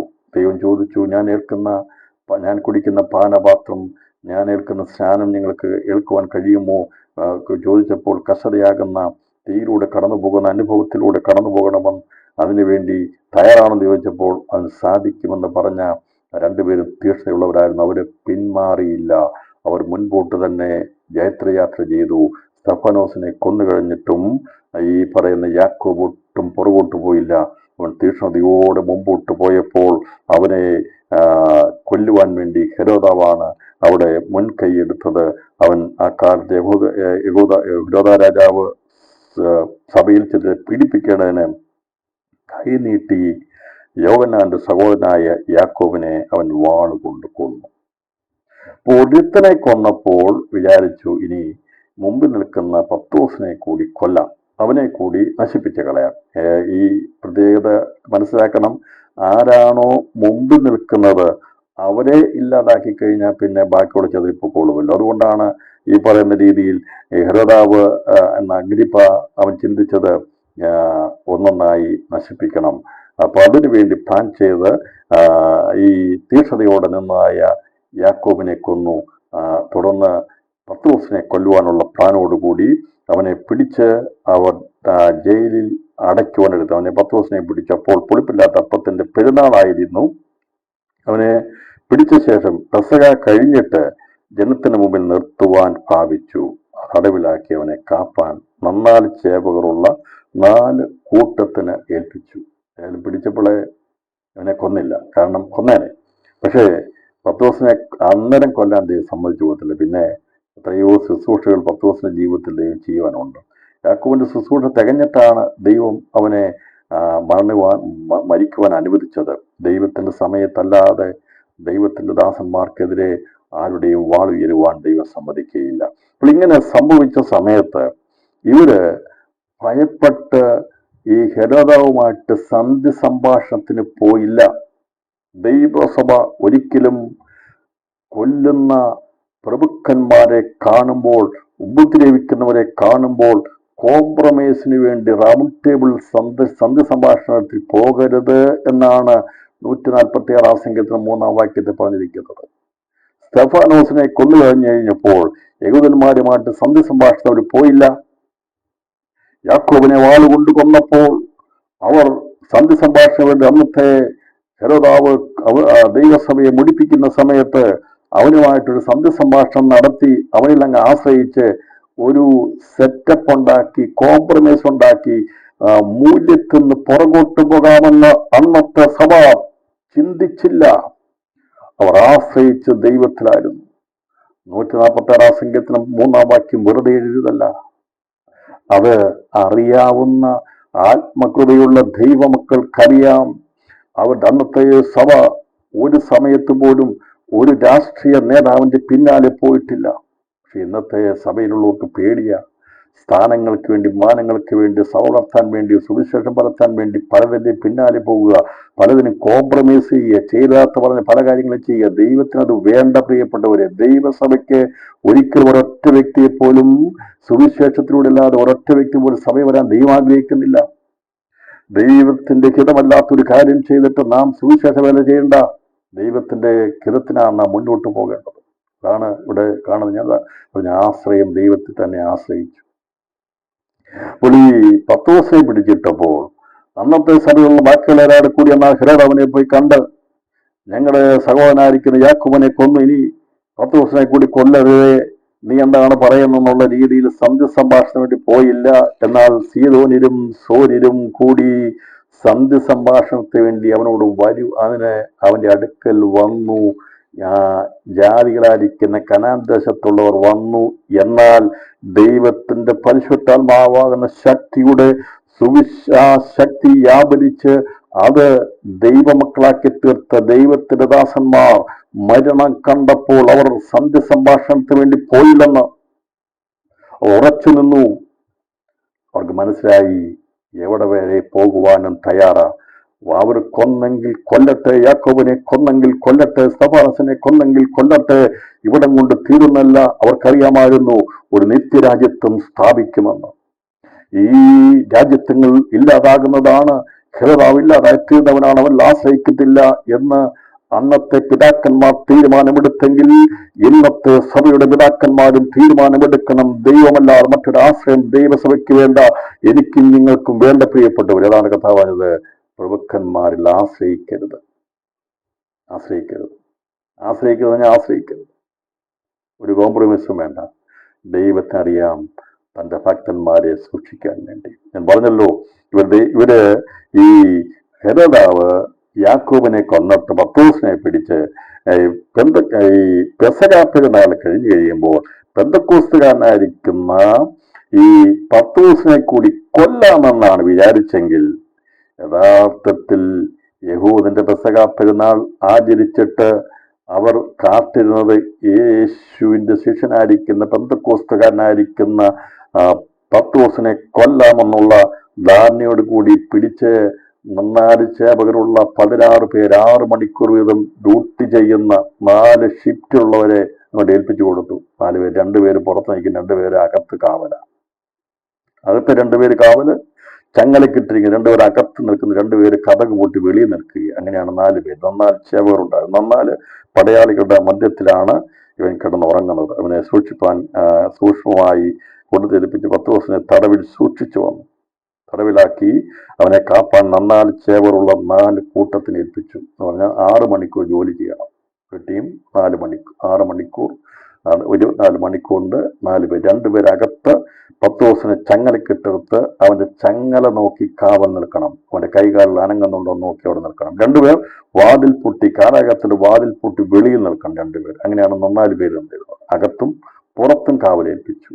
നീ അകത്തും പുറത്തും കാവലേൽപ്പിച്ചു. പക്ഷേ ഞങ്ങൾ ആശ്രയിക്കുന്ന ഞങ്ങളുടെ ദൈവം ഞങ്ങൾക്ക് വേണ്ടി അത്ഭുതം പ്രവർത്തിക്കുന്നത്. ഇന്ന് രാത്രിയിൽ പറഞ്ഞാട്ട് വീടിനകത്തും പുറത്തും കാവൽ നിർത്തി ഇല്ലാതാക്കാൻ വേണ്ടി ശത്രു പരിശ്രമിച്ചാൽ അതെ, അതിന്റെ മധ്യത്തിലും കിടന്നുറങ്ങുന്നവരായിരിക്കും, സ്വസ്ഥതയോടെ കിടന്നുറങ്ങുന്നവരായിരിക്കും ദൈവമക്കൾ. നീ താമസിക്കുന്ന സ്ഥലത്ത് നിന്റെ വീടിനകത്തും പുറത്തുമായി കാവൽ നിർത്തിയ ശക്തികളുണ്ടെങ്കിലും, അന്ധകാരത്തിന് ശക്തികൾ ഇല്ലാതാക്കാൻ വേണ്ടി കാവൽ കാത്തുകൊണ്ടിരിക്കുന്നുണ്ടെങ്കിലും അതുകൊണ്ട് ഭയപ്പെടുന്നവരല്ല, ദൈവത്തിന് സ്തോത്രം ചെയ്ത് കിടന്നുറങ്ങുന്നവരായിരിക്കും. സ്വസ്ഥതയോടും സമാധാനത്തോടും കിടന്നുറങ്ങുന്നവരാ ദൈവമക്കൾ എന്ന് രാത്രിയിലെ സന്ദേശം എന്റെ നിങ്ങളുടെ ഹൃദയത്തിൽ കാണണം. ദൈവത്തിൽ ആശ്രയിക്കുന്ന ഭയപ്പെട്ടു പോകുകയില്ല. 10 ദിവസം സുഖമായി കിടന്നുറങ്ങി 10 ദിവസം അറിയാം ഞാൻ മരിക്കത്തില്ലെന്ന്. ഇപ്പം ദൈവം പറഞ്ഞിട്ട് നിവൃത്തനായ ശേഷം നിന്റെ അരകെട്ടി നിനക്ക് ഇഷ്ടമില്ലാത്ത സ്ഥലത്തേക്ക് കൊണ്ടുപോകുമെന്ന്.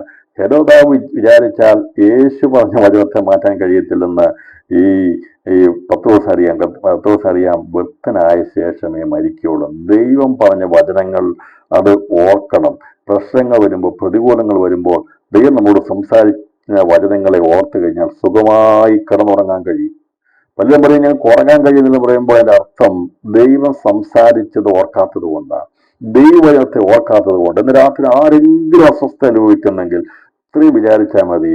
2 പേർ അകത്ത് കാവൽ ചെയ്തോട്ട്, 2 പേർ പുറത്ത് കാവൽ ചെയ്തോട്ട്, അവരെല്ലാം കാവൽ ചെയ്താലും ദൈവം അറിയാതെ തലയിൽ നിന്നൊരു മുടി പോകുകയില്ല എന്നുള്ളൊരു ഉറപ്പ്, ആശ്രയബോധം ഈ 10 ദിവസം ഉണ്ടായിരുന്നത് പോലെ ഈ 2024 അവസാന രാത്രിയിലും എന്ന് പറഞ്ഞാൽ നമ്മുടെ രാത്രി പ്രാർത്ഥനയിലും നമുക്കുണ്ടായിരിക്കുന്ന ആശ്രയം വർദ്ധിക്കണം. ദൈവത്തിൽ ആശ്രയിച്ച് സ്വസ്ഥമായിരിക്കണം. അസ്വസ്ഥമായിരിക്കുന്ന ജീവിതമേ പുതിയൊരു വർഷത്തിലേക്ക് ദൈവം നമ്മളെ കടത്തുന്നെങ്കിൽ സന്തോഷത്തോടും സ്വസ്ഥതയോടും വേണം പ്രവേശിക്കുവാൻ.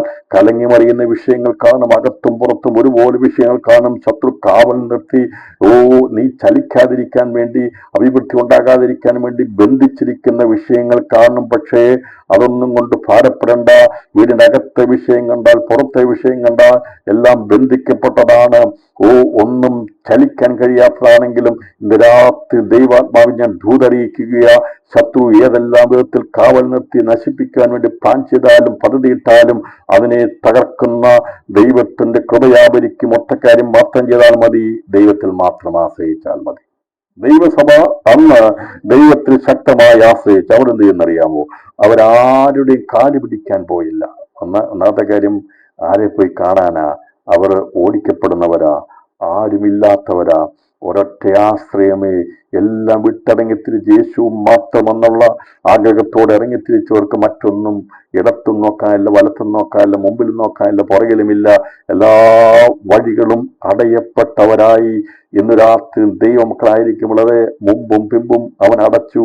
അവന്റെ കൈഭാരമായിരിക്കുന്ന ഇതുപോലെ അവന്റെ അധികാരത്തിന്റെ കീഴിൽ ഞാനും നിങ്ങളും ആയിരിക്കുമ്പോൾ അത് ഭാരം എന്ന് തോന്നണ്ട. പ്രിയപ്പെട്ടവരെ, കർത്താവ് മുമ്പും പിമ്പും അടച്ചിട്ടുണ്ടെങ്കിൽ, ചുറ്റുപാടും ഭാരമാണെങ്കിലും ഭയപ്പെടേണ്ട. ദൈവത്തിന്റെ അധികാരത്തിന്റെ കീഴിലാണെങ്കിൽ നമ്മെ തൊടുവാൻ ആർക്കും കഴിയത്തില്ല. അവന്റെ ഉദ്ദേശമല്ല ഒന്നും സംഭവിക്കില്ല. സഭ എന്ത് ചെയ്യുന്നറിയാമോ? സഭ അതിന്റെ 5-ാം വാക്യത്തിൽ വായിക്കുന്നത് 10 ദിവസമായി തടവിൽ സൂക്ഷിച്ചു വരുമ്പോൾ സഭ ശ്രദ്ധയോടെ അവന് വേണ്ടി ദൈവത്തോട് പ്രാർത്ഥന കഴിച്ചു. ആശ്രയം ദൈവത്തിൽ വെച്ച് അവർ കാത്തിരിക്കുക, പ്രാർത്ഥിക്കുക. ഇതാണ് നമ്മളും ആണ്ടിന്റെ ആരംഭമൊന്നോ അവസാനമൊന്നോ വ്യത്യാസമില്ലാതെ, രാവെന്നോ പകലെന്നോ വ്യത്യാസമില്ലാതെ പ്രാർത്ഥന കഴിച്ചു പോരുന്നത്. ഇത്രയൊക്കെ അമേൻ പറയാൻ കഴിയും. നാം പ്രാർത്ഥിച്ചു പോരുക. സഭ ശ്രദ്ധയോടെ പ്രാർത്ഥന കഴിച്ചു പോരുക. ഈ വിഷയത്തിൽ, ദൈവസഭയുടെ വിഷയത്തിൽ അവര് ഒരു മധ്യസ്ഥതയ്ക്കും പോയില്ല. ഞാൻ പറഞ്ഞല്ലോ, വസ്തു സംബന്ധമായ വിഷയമോ കേസോ വിഷയങ്ങളൊക്കെ ഉണ്ടെങ്കിൽ മധ്യസ്ഥതയ്ക്ക് പോകണം. അതൊക്കെ വെളി വെച്ച് തീർത്തോണം. ദൈവസഭയുടെ വിഷയം തീർക്കാൻ വേണ്ടി കോടതിയിൽ പോകണ്ട, ദൈവവിഷയ മധ്യസ്ഥയ്ക്ക് പോകണ്ട, അതിനുവേണ്ടി പോകണ്ട. ദൈവസഭയുടെ ആവശ്യങ്ങൾക്ക് വേണ്ടി ഞാൻ പറഞ്ഞല്ലോ. പിന്നെ അവരെയുമായിട്ട് വിഷയം കാര്യങ്ങളാണ്, അത് അങ്ങനെ പോട്ടെ, ഞാൻ അതേക്കുറിച്ചല്ല. ഇപ്പം ഞാൻ പറഞ്ഞ സഭയോടുള്ള ബന്ധത്തിലുള്ള വിഷയങ്ങൾക്ക് ഇവനെ അകത്തിട്ട് കഴിഞ്ഞപ്പോൾ ഇവർ ചെയ്തത് സഭ ശ്രദ്ധയോടെ പ്രാർത്ഥിച്ചുകൊണ്ടിരുന്നു. നമ്മൾ പ്രാർത്ഥിച്ചാൽ മതി, വഴി തനിയെ തുറന്നുകൊള്ളും. ദൈവമക്കൾ പ്രാർത്ഥിച്ചാൽ മതി, അധികാരികളെ ദൈവം നിയന്ത്രിച്ചുകൊള്ളും. നാം ശ്രദ്ധയോടെ പ്രാർത്ഥിച്ചാൽ മതി, ദൈവത്തിൽ പ്രവർത്തിപ്പാൻ കഴിയും. അന്ന് കാരാഗത്തിന് വാതിൽ തുറന്ന വെളിയിൽ കൊണ്ടുവന്നെങ്കിൽ ഏതെങ്കിലും വിധത്തിലുള്ള വഴികൾ തുറന്ന് ദൈവം വെളിയിൽ കൊണ്ടുവരിക തന്നെ ചെയ്യും. അല്ല, ഈ യാക്കോബിനെ പോലെ വാളുകൊണ്ട് മരിക്കണമെന്ന ദൈവ നിശ്ചയം ഇവിടെ നടക്കട്ടെ എന്നുള്ള ചിന്തയോടെയാണ് അന്നത്തെ സഭ വളരെ അവന് വേണ്ടി പ്രാർത്ഥിച്ചുകൊണ്ടിരുന്നത്. അപ്പോൾ ആ പ്രാർത്ഥിച്ചു കൊണ്ട് 1-2 പേരല്ല, ഒരു വലിയ കൂട്ടമായിരുന്നു എന്നുള്ളത് അതിന്റെ 13-ാമത്തെ 12ാമത്തെ വാക്യത്തിൽ പറഞ്ഞിട്ടുണ്ട്, യോഹന്നാന്റെ അമ്മ മറിയയുടെ വീട്ടിൽ ചെന്നു. അവിടെ അനേകർ ഒരുമിച്ച് കൂടി പ്രാർത്ഥിച്ചുകൊണ്ടിരുന്നു. അവിടെ അനേകര് ഒരുമിച്ച് കൂടി വിശ്വാസത്തിൽ വന്ന ദൈവമക്കളുടെ ഐക്യത. വിചാരിച്ചില്ല അന്ന് ഐക്യതയുണ്ട്, മറ്റാരിലും ആശ്രയമില്ല, അവിടെ ഡിനോമിനേഷൻ ഇല്ല, അതാണോ ഇതാണെന്ന് ചോദ്യമില്ല, പറച്ചിലില്ല, ഇന്ന ആളല്ലേ, ഇന്ന ഗ്രൂപ്പല്ലേ, ഇന്ന വ്യത്യാസമൊന്നുമില്ല. ഒരേ മനസ്സോടെ പ്രാർത്ഥിച്ചു പോവുക. നമ്മൾ ഇന്ന് പല വിധത്തിലുള്ള ചർച്ചകളും പേരുകളൊക്കെ ഉണ്ടെങ്കിലും ഐക്യതയിൽ ഒന്നായിരിക്കണം പ്രിയപ്പെട്ട. എന്തിനാ? സന്ധി സംഭാഷണത്തിന് പോകാനല്ല, ദൈവത്തോട് പ്രാർത്ഥിക്കുന്നതിൽ ഐക്യത വേണം. ദൈവത്തോട് പ്രാർത്ഥന കഴിക്കുന്നതിൽ ദൈവത്തിൽ ആശ്രയിക്കുവാൻ നാം ബദ്ധാശ്രദ്ധകളായിരിക്കണം. ദൈവത്തോട് പ്രാർത്ഥിച്ചാൽ ദൈവം കാര്യങ്ങളെ ക്രമീകരിക്കുമെന്നാണ് ഇവിടെ കാണുന്നത്. അവരെന്ത് ചെയ്തു? അവര് ഈ സംഭവങ്ങൾ ഉണ്ടായപ്പോൾ ഭയപ്പെട്ടു പോയില്ല. പേടിയുണ്ടോ എന്ന് ചോദിച്ചാൽ പേടിയുണ്ട്. പക്ഷേ ദൈവത്തിൽ ആശ്രയിച്ച് ദൈവം എന്ത് ചെയ്യുന്നുവോ അത് നടക്കട്ടെ എന്ന് തീരുമാനിച്ചു.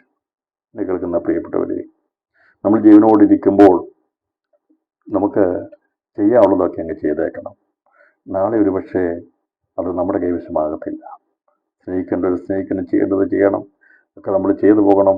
കാരണം നാളെ എന്നുള്ള ദൈവത്തെ ഇരിക്കുന്നതാണ്. ഇന്നത് പേപ്പർ വായിച്ചപ്പോൾ എനിക്ക് വളരെ വിഷമം തോന്നി. വയനാട്ടിൽ ദുരന്തമുണ്ടായപ്പോൾ 3 കുഞ്ഞുങ്ങൾ ഒരു മാതാപിതാക്ക് മരിച്ചുപോയി. അവരുടെ ശവകുടീരത്തിന് അടുക്കൽ പോയി അവർ ചോക്ലേറ്റ് വെക്കുകയും സ്റ്റാർ കെട്ടി തൂക്കുകയും വട്ടഴിയത്തും. അതേക്കുറിച്ച് പറഞ്ഞിരിക്കുന്നത്, കഴിഞ്ഞ വർഷം ഈ സമയത്ത് അവർ ചെയ്തപ്പോൾ അവരുടെ പുൽക്കൂട് കത്തി നശിച്ചു പോയപ്പോൾ ഈ വർഷം ചെയ്യാമെന്ന് പറഞ്ഞ് കഴിഞ്ഞ വർഷം മക്കളെ ആശ്വസിപ്പിച്ചിരുന്നു. ഞാൻ വിചാരിക്കുന്നത് അവർ ജീവനോടിരുന്നപ്പോൾ ചോക്ലേറ്റ് ചോദിച്ചിട്ട് കൊടുക്കാൻ കഴിഞ്ഞില്ല, അവർക്ക് അന്നത്തെ സമയത്ത് കൊടുക്കാൻ പറ്റിയില്ല, അത് ബുദ്ധിമുട്ടുകൊണ്ട്. മരിച്ചു കഴിഞ്ഞപ്പോൾ കല്ലറയ്ക്കൽ കൊണ്ടുപോയി അവർ ചോക്ലേറ്റ് വെക്കുകയാണ്. കാരണം അന്ന് കുഞ്ഞുങ്ങൾ ചോദിച്ചു വേണം, പപ്പ ഞങ്ങൾക്ക് മമ്മി ഞങ്ങൾക്കൊരു ചോക്ലേറ്റ് വേണമെന്ന്. ഇന്നത്തെ അവിടെ സാഹചര്യം കൊണ്ട് ഒരു പക്ഷെ വാങ്ങിച്ചു കൊടുക്കാൻ കഴിഞ്ഞു കാണത്തില്ല. ഞാൻ പറഞ്ഞത്, പ്രിയപ്പെട്ടവരെ, ജീവനോടിരിക്കുമ്പോൾ ചെയ്യേണ്ടതൊക്കെ ചെയ്തു കൊള്ളണം. നാളെ എന്താണെന്നുള്ളത് ആർക്കും പറയാൻ കഴിയത്തില്ല. അതുകൊണ്ട് ജീവിതത്തിൻ്റെ ഈ സമയത്ത് ചെയ്യേണ്ടത് ചെയ്യുക.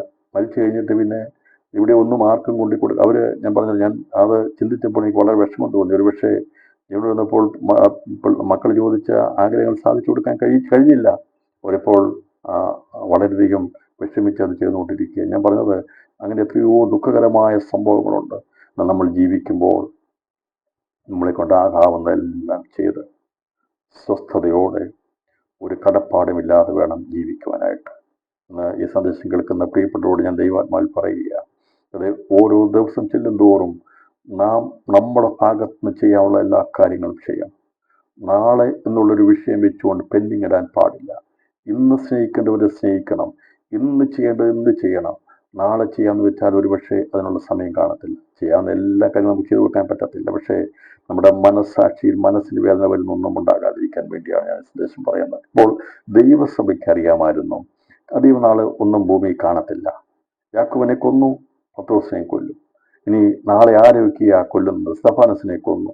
അങ്ങനെ എല്ലാവരെയും കൊന്ന് മുടിക്കുവാനാ ഈ ലോകം തീരുമാനിക്കുന്നെങ്കിൽ, അങ്ങനെ സംഭവിക്കുകയാണെങ്കിൽ സംഭവിക്കട്ടെ, ഞങ്ങൾ പ്രാർത്ഥനയിൽ മടുത്തു പോകത്തില്ല. അവർ തീരുമാനമെടുത്തു. ഞങ്ങൾ വെള്ളം പിടിച്ചോടിപ്പോകത്തില്ല. ഞങ്ങൾ രഹസ്യമായിരുന്ന ഞങ്ങളുടെ ഭാരങ്ങളെ അറിയിക്കും. നമുക്കെതിരെയുള്ള എല്ലാ വിധിയെഴുത്തുകളും, നമുക്കെതിരെ ഉള്ള സകലതും നമുക്കെതിരായി തീരുമ്പോൾ പ്രാർത്ഥിക്കുവാൻ മറന്നു പോകരുത്, ഭയപ്പെട്ടു പോകരുത്, പ്രാർത്ഥിച്ചോളണം. അവരെന്ത് ചെയ്തു? ഉള്ളറകളിൽ കടന്ന് രഹസ്യത്തിൽ പ്രാർത്ഥിക്കുവാൻ തുടങ്ങി. രാത്രി ദൂതറിയിക്കുക, പ്രശ്നങ്ങൾ ഭാരങ്ങൾ വരുമ്പോൾ മുറിക്കകത്തേക്ക് കയറിക്കൊള്ളണം. ദൈവസന്നിധിയിൽ മുട്ടുമടക്കി പ്രാർത്ഥിക്കണം, കൈകോർത്ത് പ്രാർത്ഥിക്കണം, ശ്രദ്ധയോടെ പ്രാർത്ഥിക്കണം. ദൈവമായ കർത്താവ് അത്ഭുതങ്ങളെ ചെയ്യുവാൻ വേണ്ടി ദൈവപ്രവൃത്തിയോട് വെളിപ്പെടുവാൻ ഇടയാത്തരും. ഒരു സന്ധി സംഭാഷണത്തിന് വേണ്ടി പോയില്ല, കൊടി പിടിച്ചിറങ്ങിയില്ല, ഞങ്ങളെ സംരക്ഷിക്കണമെന്ന് പറയാൻ പോയില്ല, ഞങ്ങൾക്ക് മന്ത്രി വേണമെന്ന് പറഞ്ഞില്ല, ഞങ്ങൾക്ക് സംരക്ഷക വേണമെന്ന് പറഞ്ഞില്ല, ഞങ്ങൾക്ക് പ്രത്യേക എസ്കോർട്ട് വെക്കണമെന്ന് പറയാൻ പോയില്ല. അവരാരും അന്ന് പോയില്ല. അന്ന് പ്രവർത്തിച്ച അതേ ആത്മാവ് ഇന്നും പ്രവർത്തിക്കുന്നു. ദൈവമക്കളെ, നമുക്ക് വേണ്ടി പ്രവർത്തിക്കുന്ന ദൈവത്തിന്റെ കരങ്ങളിൽ ഏൽപ്പിച്ചു കൊടുത്താൽ മതി.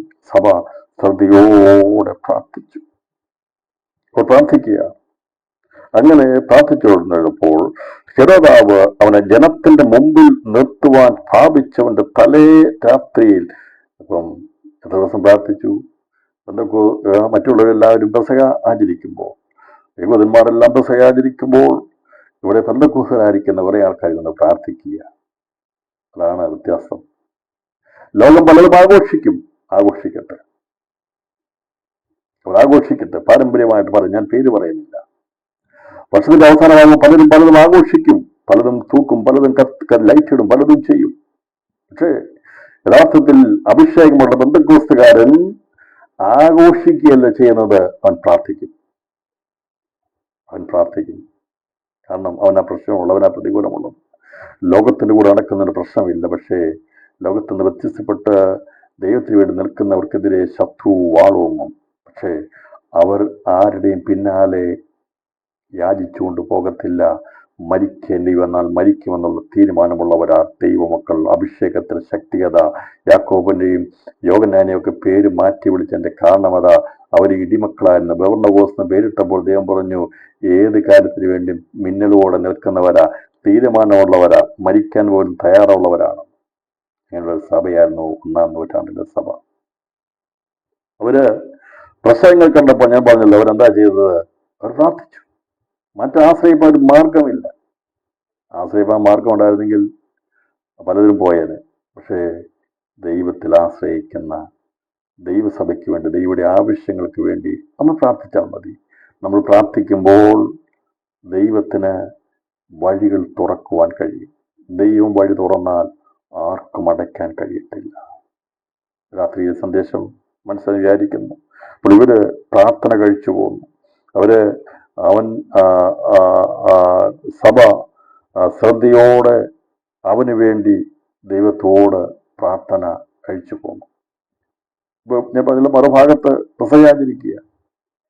പാരമ്പര്യ യഹൂദൻ പെസഹാചരിക്കുമ്പോൾ അഭിഷേകത്തിന്റെ ശക്തി വീണ ദൈവമക്കൾ മറുഭാഗത്ത് മാറിയിരുന്ന് അവർ ശ്രദ്ധയോടെ പ്രാർത്ഥിക്കുക. എത്ര പേര് ദിവസങ്ങൾ തീരുമാനമെടുക്കും. ആഘോഷങ്ങളിലും ആചാരങ്ങളിലും പലരും കുടുങ്ങിക്കിടക്കുമ്പോൾ ശ്രദ്ധയോടെ പ്രാർത്ഥിപ്പാൻ വേണ്ടി ദൈവം വേർതിരിച്ചെടുത്തതാണ് പെന്തക്കോസ്തുകാരാകുന്ന ദൈവമക്കൾ. അത് ബലം കെട്ടി തൂക്കാൻ പോകത്തില്ല. അത് യേശു ജനിച്ചെന്ന് പറഞ്ഞാൽ നേരെ പറയാൻ പോകത്തില്ല. സ്തോത്രം. ഞാൻ വചനത്തിൽ തെളിവിലാണ് സംസാരിക്കുന്നത്. പെസഹ കഴിയാൻ വേണ്ടിയാണ് നോക്കിയിരുന്നത്. അന്നത്തെ ആചാരമാണ്. ഒരപ്പം ഉണ്ടാക്കി പണ്ട് പറഞ്ഞ കാര്യം നടത്തുമ്പോൾ ഇവിടെ ഒരു കൂട്ടർ മാറിയിരിക്കും. അവര് യഹൂദൻ പറഞ്ഞ കാര്യം ചെയ്യത്തില്ല. അവരതിന് വേർപെട്ടവരാണ്. ഈ വേർപെട്ടവൻ പിന്നെ എന്തിനാ അത് ചെയ്യാൻ പോകുന്നു? ഇവരാരും പെസഹയുടെ ഈ മാസം 10-ാം തീയതി 20-ാം തീയതി ചെയ്യണമെന്ന് പറഞ്ഞ കാര്യങ്ങളൊക്കെ അവർ ചെയ്തില്ലല്ലോ. പണ്ട് ചെയ്തുകൊണ്ടിരുന്ന. പക്ഷേ ദൈവസഭയുടെ അംഗങ്ങളായി കഴിഞ്ഞപ്പോൾ ആചാരങ്ങളെല്ലാം മാറിപ്പോയി. പക്ഷെ ഇന്നത്തെ പലർക്കും പണ്ടത്തെ ആചാരങ്ങൾ വിട്ടുകളയാതെ ഇപ്പോഴും കൊണ്ടു നടക്കുന്നവരുണ്ട്. കൊണ്ടുനടന്ന കുഴപ്പമൊന്നുമില്ല. പക്ഷേ കർത്താവ് പറഞ്ഞിരിക്കുന്നത് ആചാരമല്ല, പെന്തക്കോസ്തുകാരന്റെ പ്രധാനപ്പെട്ട കാര്യം പ്രാർത്ഥനയാണ്. ദൈവമക്കളെ സുവിശേഷം പ്രചരിക്കാൻ വേണ്ടി പ്രാർത്ഥിക്കണം. വ്യക്തികൾ സ്നാനപ്പെടാൻ വേണ്ടി പ്രാർത്ഥിക്കണം. അഭിഷേകം പ്രാപിക്കാൻ വേണ്ടി പ്രാർത്ഥിക്കണം. ശ്രദ്ധയോടെ പ്രാർത്ഥിക്കണം. പ്രാർത്ഥിച്ചാൽ തുറക്കാത്ത വാതിലുകളില്ല. പ്രാർത്ഥിച്ചാൽ തുറക്കാത്ത രാജ്യങ്ങളില്ല. പ്രാർത്ഥിച്ചാൽ തുറക്കാത്ത ദേശങ്ങളില്ല. അതിനുവേണ്ടി ഈ ദിവസങ്ങളിൽ നാം പ്രാർത്ഥിച്ചുകൊണ്ടേയിരിക്കുന്നു. ലോകത്തിന്റെ മാർഗം ഉപയോഗിക്കരുത്. ലോകത്തിന്റെ മാർഗമല്ല ദൈവമക്കൾക്ക് വേണ്ടത്. അപ്പോൾ ഇവിടെ ഈ പെന്തക്കോസ്തുകാരൻ പെസഹ ആചരിക്കാൻ വേണ്ടി പോയില്ല. അവൻ സന്ധ്യസംഭാഷണത്തിൽ പോയില്ല. അവൻ ഇറങ്ങിത്തിരിച്ച വിശ്വാസത്തിന് വേണ്ടി തീഷ്ണതയോടെ നിന്നിട്ട് ശ്രദ്ധയോടെ സഭ രാത്രിയിൽ പ്രാർത്ഥിച്ചുകൊണ്ടിരിക്കുക.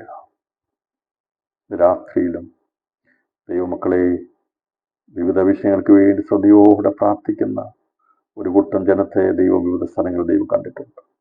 നമുക്കും അതിനുള്ള ഭാഗ്യം കഴിഞ്ഞ 11 മാസവും തന്നി 12-ാം മാസത്തിൽ ദൈവം തന്നല്ലോ. അതിനായ സ്തോത്രം. നമുക്ക് ആയുസ്സുള്ള സമയത്തോളം കർത്താവ് വരുവോളം ദൈവത്തിന്റെ പ്രവൃത്തി തികപ്പാൻ ശ്രദ്ധയോടെ നമുക്ക് പ്രാർത്ഥിപ്പാൻ കർത്താവ് നമ്മെ സഹായിക്കട്ടെ. അപ്പം അങ്ങനെ ശ്രദ്ധയോടെ പ്രാർത്ഥിക്കുമ്പോൾ ദൈവം വഴി തുറക്കും. വേണ്ടവരെ നമുക്ക് വേണ്ടി എഴുന്നേൽപ്പിക്കും. അതിനുള്ള വഴികൾ ദൈവം തുറക്കും. അന്ന് ദൈവം ചെയ്ത് എന്താണെന്ന് ചോദിച്ചാൽ, ഹെരോദാവ് അവനെ ജനത്തിന് മുമ്പിൽ നിർത്തുവാൻ ഭാവിച്ചതിന്റെ തലേ രാത്രിയിൽ പത്രോസ് 2 ചങ്ങലയാൽ ബന്ധിക്കപ്പെട്ടവനായി 2 പടയാളികളുടെ നടുവിൽ ഉറങ്ങുകയാണ്. ഈ കാവൽക്കാര് ഇവിടെ ഡ്യൂട്ടി ചെയ്തുകൊണ്ടിരിക്കുക. അവർ വിചാരിച്ചു നാളെ ഒന്ന് നേരം വെളുത്താൽ ഞങ്ങൾക്ക് ഒന്ന് സ്വാതന്ത്ര്യമായി. ഈ ജോലിക്ക് ഡ്യൂട്ടിയൊക്കെ നിൽക്കുന്നവർക്കറിയാം, ഈ ഗാർഡ് ഡ്യൂട്ടി നൈറ്റ് ഡ്യൂട്ടിയൊക്കെ ചെയ്തവർക്കറിയാം അതിൻ്റെ ബുദ്ധിമുട്ട്. അപ്പം നമ്മൾ നോക്കുമ്പോൾ നിസ്സാരമായ കാര്യം, അവരാണ്ട് അവിടെ നോക്കുമ്പോഴേക്കെന്ന് പറയും. പക്ഷേ പാറാവ് നടത്തുന്ന ആളുടെ ബുദ്ധിമുട്ട് എത്ര ബുദ്ധിമുട്ടാണ്. അയാൾ ചെയ്തിട്ടുണ്ട്, അയാളുടെ ജോലി ചെയ്തിട്ട് അറിയാം എന്താ ബുദ്ധിമുട്ട്. രാത്രിയൊക്കെ നീങ്ങാൻ വളരെ ബുദ്ധിമുട്ടാണ്. ഇവര് ഈ വിചാരിച്ചു 16 പേരും ഓരോ ഷിഫ്റ്റ് കഴിഞ്ഞ് അടുത്ത ഷിഫ്റ്റിലേക്ക് വരും. ഇവരിങ്ങനെ കാത്തു നിൽക്കുക. നിങ്ങൾക്കറിയാമല്ലോ, ട്രഷറുടെ മുമ്പിലൊക്കെ ബാലറ്റ് പെട്ടിയൊക്കെ വെച്ച് കഴിഞ്ഞിട്ട് അതിന് മുമ്പിൽ പോലീസുകാർ നിർത്തിയിട്ട് പോകും, സീൽ ചെയ്തിട്ട് നിർത്തിയിട്ട് പോകും. അവർക്ക് എത്ര കഷ്ടപ്പാടെന്ന് അറിയാമോ അവർ നിൽക്കുന്നത്. അവർ വളരെ ശ്രദ്ധയോടെ അത് കാവൽ ചെയ്യുക. ഇങ്ങനെ ഈ കാവൽക്കാർ വളരെ ശ്രദ്ധയോടെ അന്നൊരു രാത്രി കൂടി കഴിഞ്ഞാൽ അവര് രക്ഷപ്പെട്ടു എന്നുള്ള രീതിയിൽ നിൽക്കുക. ഈ കാവൽ ഇന്ന് നടന്നതല്ല. നമുക്കറിയാമല്ലോ, ഒരു കാവൽ ചെയ്തതിനെ കുറിച്ച് അറിയാം. യേശുവിന്റെ കല്ലറയ്ക്കൽ കാവൽ നിർത്തിയാൽ ഇതിനു മുമ്പും കാവൽ വെച്ച സംഭവമുണ്ട്. പക്ഷേ ആ കാവൽക്കാർ ബോധം കെട്ട് വീണ കാര്യം അന്ന് സംഭവിച്ചതാണ്. യേശുവിന്റെ പുനരുത്ഥാനത്തിന്റെ സമയത്ത് അന്ന് കാവൽ നിന്ന ആൾക്കാരെല്ലാം എന്ത് ചെയ്തു? അവിടെ അവർ ബോധം കെട്ട് നിലത്ത് വീണു. യേശു ഉയർത്തെഴുന്നേറ്റ് അന്ന് സംസാരിച്ച ശേഷം അവർക്ക് ബോധം വന്നത് അവിടെ നിന്ന് എഴുന്നേറ്റ് പോയത്. അപ്പോൾ അങ്ങനെ കാവൽ നിർത്തുന്ന ഒരു സമ്പ്രദായം ദൈവമക്കൾ കല്ലറയ്ക്ക് പോലും കാവൽ നിർത്തി. സാധാരണ അങ്ങനെ ഒരു സംഭവം വളരെ കുറവാണ്. അതുവരെ നടന്നിട്ടുള്ള സംഭവമാണെന്ന് അറിയില്ല കല്ലറയ്ക്ക് കാവൽ നിർത്തുന്നത്. എന്നാൽ യേശുവിന്റെ കല്ലറയ്ക്ക് കാവൽ നിർത്തി. അപ്പൊ ഇവിടെ ശിഷ്യന്മാരെ ബന്ധിച്ചിട്ട് പത്രോസിനെ ബന്ധിച്ചകത്തിട്ടിട്ട് കാവൽ നിർത്തിയിരിക്കുക. അതിന് ഇവർക്കറിയാം, ഇതിനു മുമ്പുള്ള ചരിത്രമൊക്കെ കേട്ടിട്ടുണ്ട്. ഇവര് വെളിയിൽ വന്നിട്ടുണ്ടെന്ന് അറിയാം. അതുകൊണ്ടാണ് വളരെ സൂക്ഷ്മതയോടെ ഹെരോദാവ് ഈ 16 പേരുള്ള കൂട്ടത്തിൽ 4 പേരെ ഡ്യൂട്ടിക്ക് 6 മണിക്കൂറുള്ള ജോലി വെച്ച് 2 പേർ കാത്തുകൊണ്ടിരിക്കുക. പക്ഷെ അന്ന് തലേ രാത്രിയിൽ ദൈവം ഒന്നിനോട് അനുവദിച്ചു കൊടുത്തു. പെസഹ തുടങ്ങിയെന്നോ എന്ന് തീർന്നൊന്നും എനിക്കറിയത്തില്ല, എത്ര ദിവസം അവിടെ നിന്നറിയത്തില്ല. എന്തായാലും പെസഹ കഴിഞ്ഞിട്ട് യഹൂദന്റെ ആചാരമെല്ലാം കഴിഞ്ഞ് അവന്റെ ഇഷ്ടപ്രകാരം ഈ പത്രോസിനെ കൂടി കൊന്നുകളയാമെന്നുള്ള ചിന്തയോടുകൂടി അവർ നിൽക്കുന്ന സമയത്ത് അന്ന് തലേ രാത്രിയിൽ ഈ പ്രാർത്ഥിച്ചുകൊണ്ടിരിക്കുന്ന ദൈവമക്കളുടെ പ്രാർത്ഥന തീർന്നു പോയില്ല. അവർ പ്രാർത്ഥിച്ചുകൊണ്ടിരിക്കുക. പത്രോസ് കിടന്നുറങ്ങുക. പെട്ടെന്ന് കർത്താവിന്റെ ദൂതൻ അവിടെ പ്രത്യക്ഷനായി. വേഗത്തിൽ ദൈവത്തിന്റെ ദൂതൻ പ്രത്യക്ഷനാകേണ്ട സമയത്ത് പ്രത്യക്ഷനാകും. പ്രാർത്ഥനയുടെ വിഷയം മറുപടിയായി നീ ഏത് വിഷയം പ്രാർത്ഥിക്കുന്നുവോ ആ പ്രാർത്ഥനയുടെ വിഷയത്തിന് മറുപടിയായി ദൂതനെ പ്രത്യക്ഷനാക്കേണ്ട സമയത്ത് സ്വർഗത്തിലെ എന്റെ ദൈവം നമുക്ക് വേണ്ടി തന്റെ ദൂതനെ അയക്കും. പ്രിയപ്പെട്ടവരെ, അതുകൊണ്ട് അവരെ മടുത്തു പോകാതെ പ്രാർത്ഥിക്കാൻ പറഞ്ഞിരിക്കുന്നത്. പ്രാർത്ഥിച്ചുകൊണ്ടേയിരുന്നു. അന്ന് തലേ രാത്രിയിൽ ദൂതനെ സ്വർഗം അയച്ചു. മറുപടിയുമായി ദൈവം തന്റെ ദൂതനെ അയപ്പാനിടയായതുപോലെ 2024 ഈ സന്ദേശം കേൾക്കുന്ന പ്രിയപ്പെട്ടോട് ഞാൻ ദൂതറിയിക്കുക. നാം പ്രാർത്ഥിച്ചുകൊണ്ടിരിക്കുന്ന വിഷയങ്ങൾക്ക് മറുപടി കിട്ടാതെ പോകയില്ല, വിശാലത കിട്ടാതെ പോകത്തില്ല, ഞെരുക്കം മാറാതിരിക്കത്തില്ല, കടം മാറാതിരിക്കത്തില്ല, രോഗം മാറാതിരിക്കത്തില്ല, പ്രശ്നം മാറാതിരിക്കത്തില്ല. ദൈവം വിടുതലയക്കുവാൻ ദൈവത്തിന്റെ സമയമുണ്ട്. പ്രാർത്ഥന നിരതരായിരിക്കുവാൻ ദൈവാത്മാവ് അതുകൊണ്ട് പറയുന്നത് പ്രാർത്ഥനയിൽ മടുത്തു പോകാൻ. ദൈവത്തെ പ്രാർത്ഥിച്ചുകൊണ്ടേയിരിക്കുക. അവർ വിചാരിച്ച് എന്ത് സംഭവിച്ചാലും ഞങ്ങൾ ആരംഭിച്ചിരിക്കുന്ന ഈ പ്രാർത്ഥന നിർത്തി പല പ്രാർത്ഥനാ ഗ്രൂപ്പുകൾ നിന്നു പോയിട്ടുണ്ട്. അത് മുമ്പോട്ട് പോകാൻ കഴിയാതെ പോയിട്ടുണ്ട്. ഒരൊറ്റ ലക്ഷ്യമായിരിക്കണം. ദൈവകൃപ എന്നുള്ള ഒരൊറ്റ ലക്ഷ്യത്തിൽ പ്രാർത്ഥന മുമ്പോട്ട് പോയാൽ ദൈവാത്മാവിനെ മുമ്പോട്ട് കൊണ്ടുപോകും. മറ്റെന്തെങ്കിലും താല്പര്യത്തോടുകൂടിയാണ് താല്പര്യപ്പെടുന്നെങ്കിൽ ആരംഭിക്കുന്നത് മുമ്പോട്ട് പോകത്തില്ല. എന്നാൽ ദൈവത്തിന്റെ രാജ്യത്തിന് വേണ്ടി, ദൈവസഭയ്ക്ക് വേണ്ടി, വിടുതലിന് വേണ്ടി മാത്രം ലക്ഷ്യമിട്ട് പ്രാർത്ഥിക്കാമേ മുമ്പോട്ട് പോകും. ഇവിടെ ഒറ്റ ലക്ഷ്യം 10% വിടുതൽ, അതാണ് അവരുടെ വിഷയം, മുഖ്യ വിഷയം. അപ്പൊ അങ്ങനെ കാരാഗരം കാത്തുകൊണ്ടിരുന്നപ്പോൾ പെട്ടെന്ന് കർത്താവിന്റെ ദൂതൻ അവിടെ പ്രത്യക്ഷനായി. അറയിൽ ഒരു വെളിച്ചം പ്രകാശിച്ചു. അതുവരെയും ഇരുളിന്റെ അവസ്ഥയിൽ ആയിരുന്ന അതിനകത്ത് ഒരു പ്രത്യേക വെളിച്ചം പ്രകാശിച്ചു.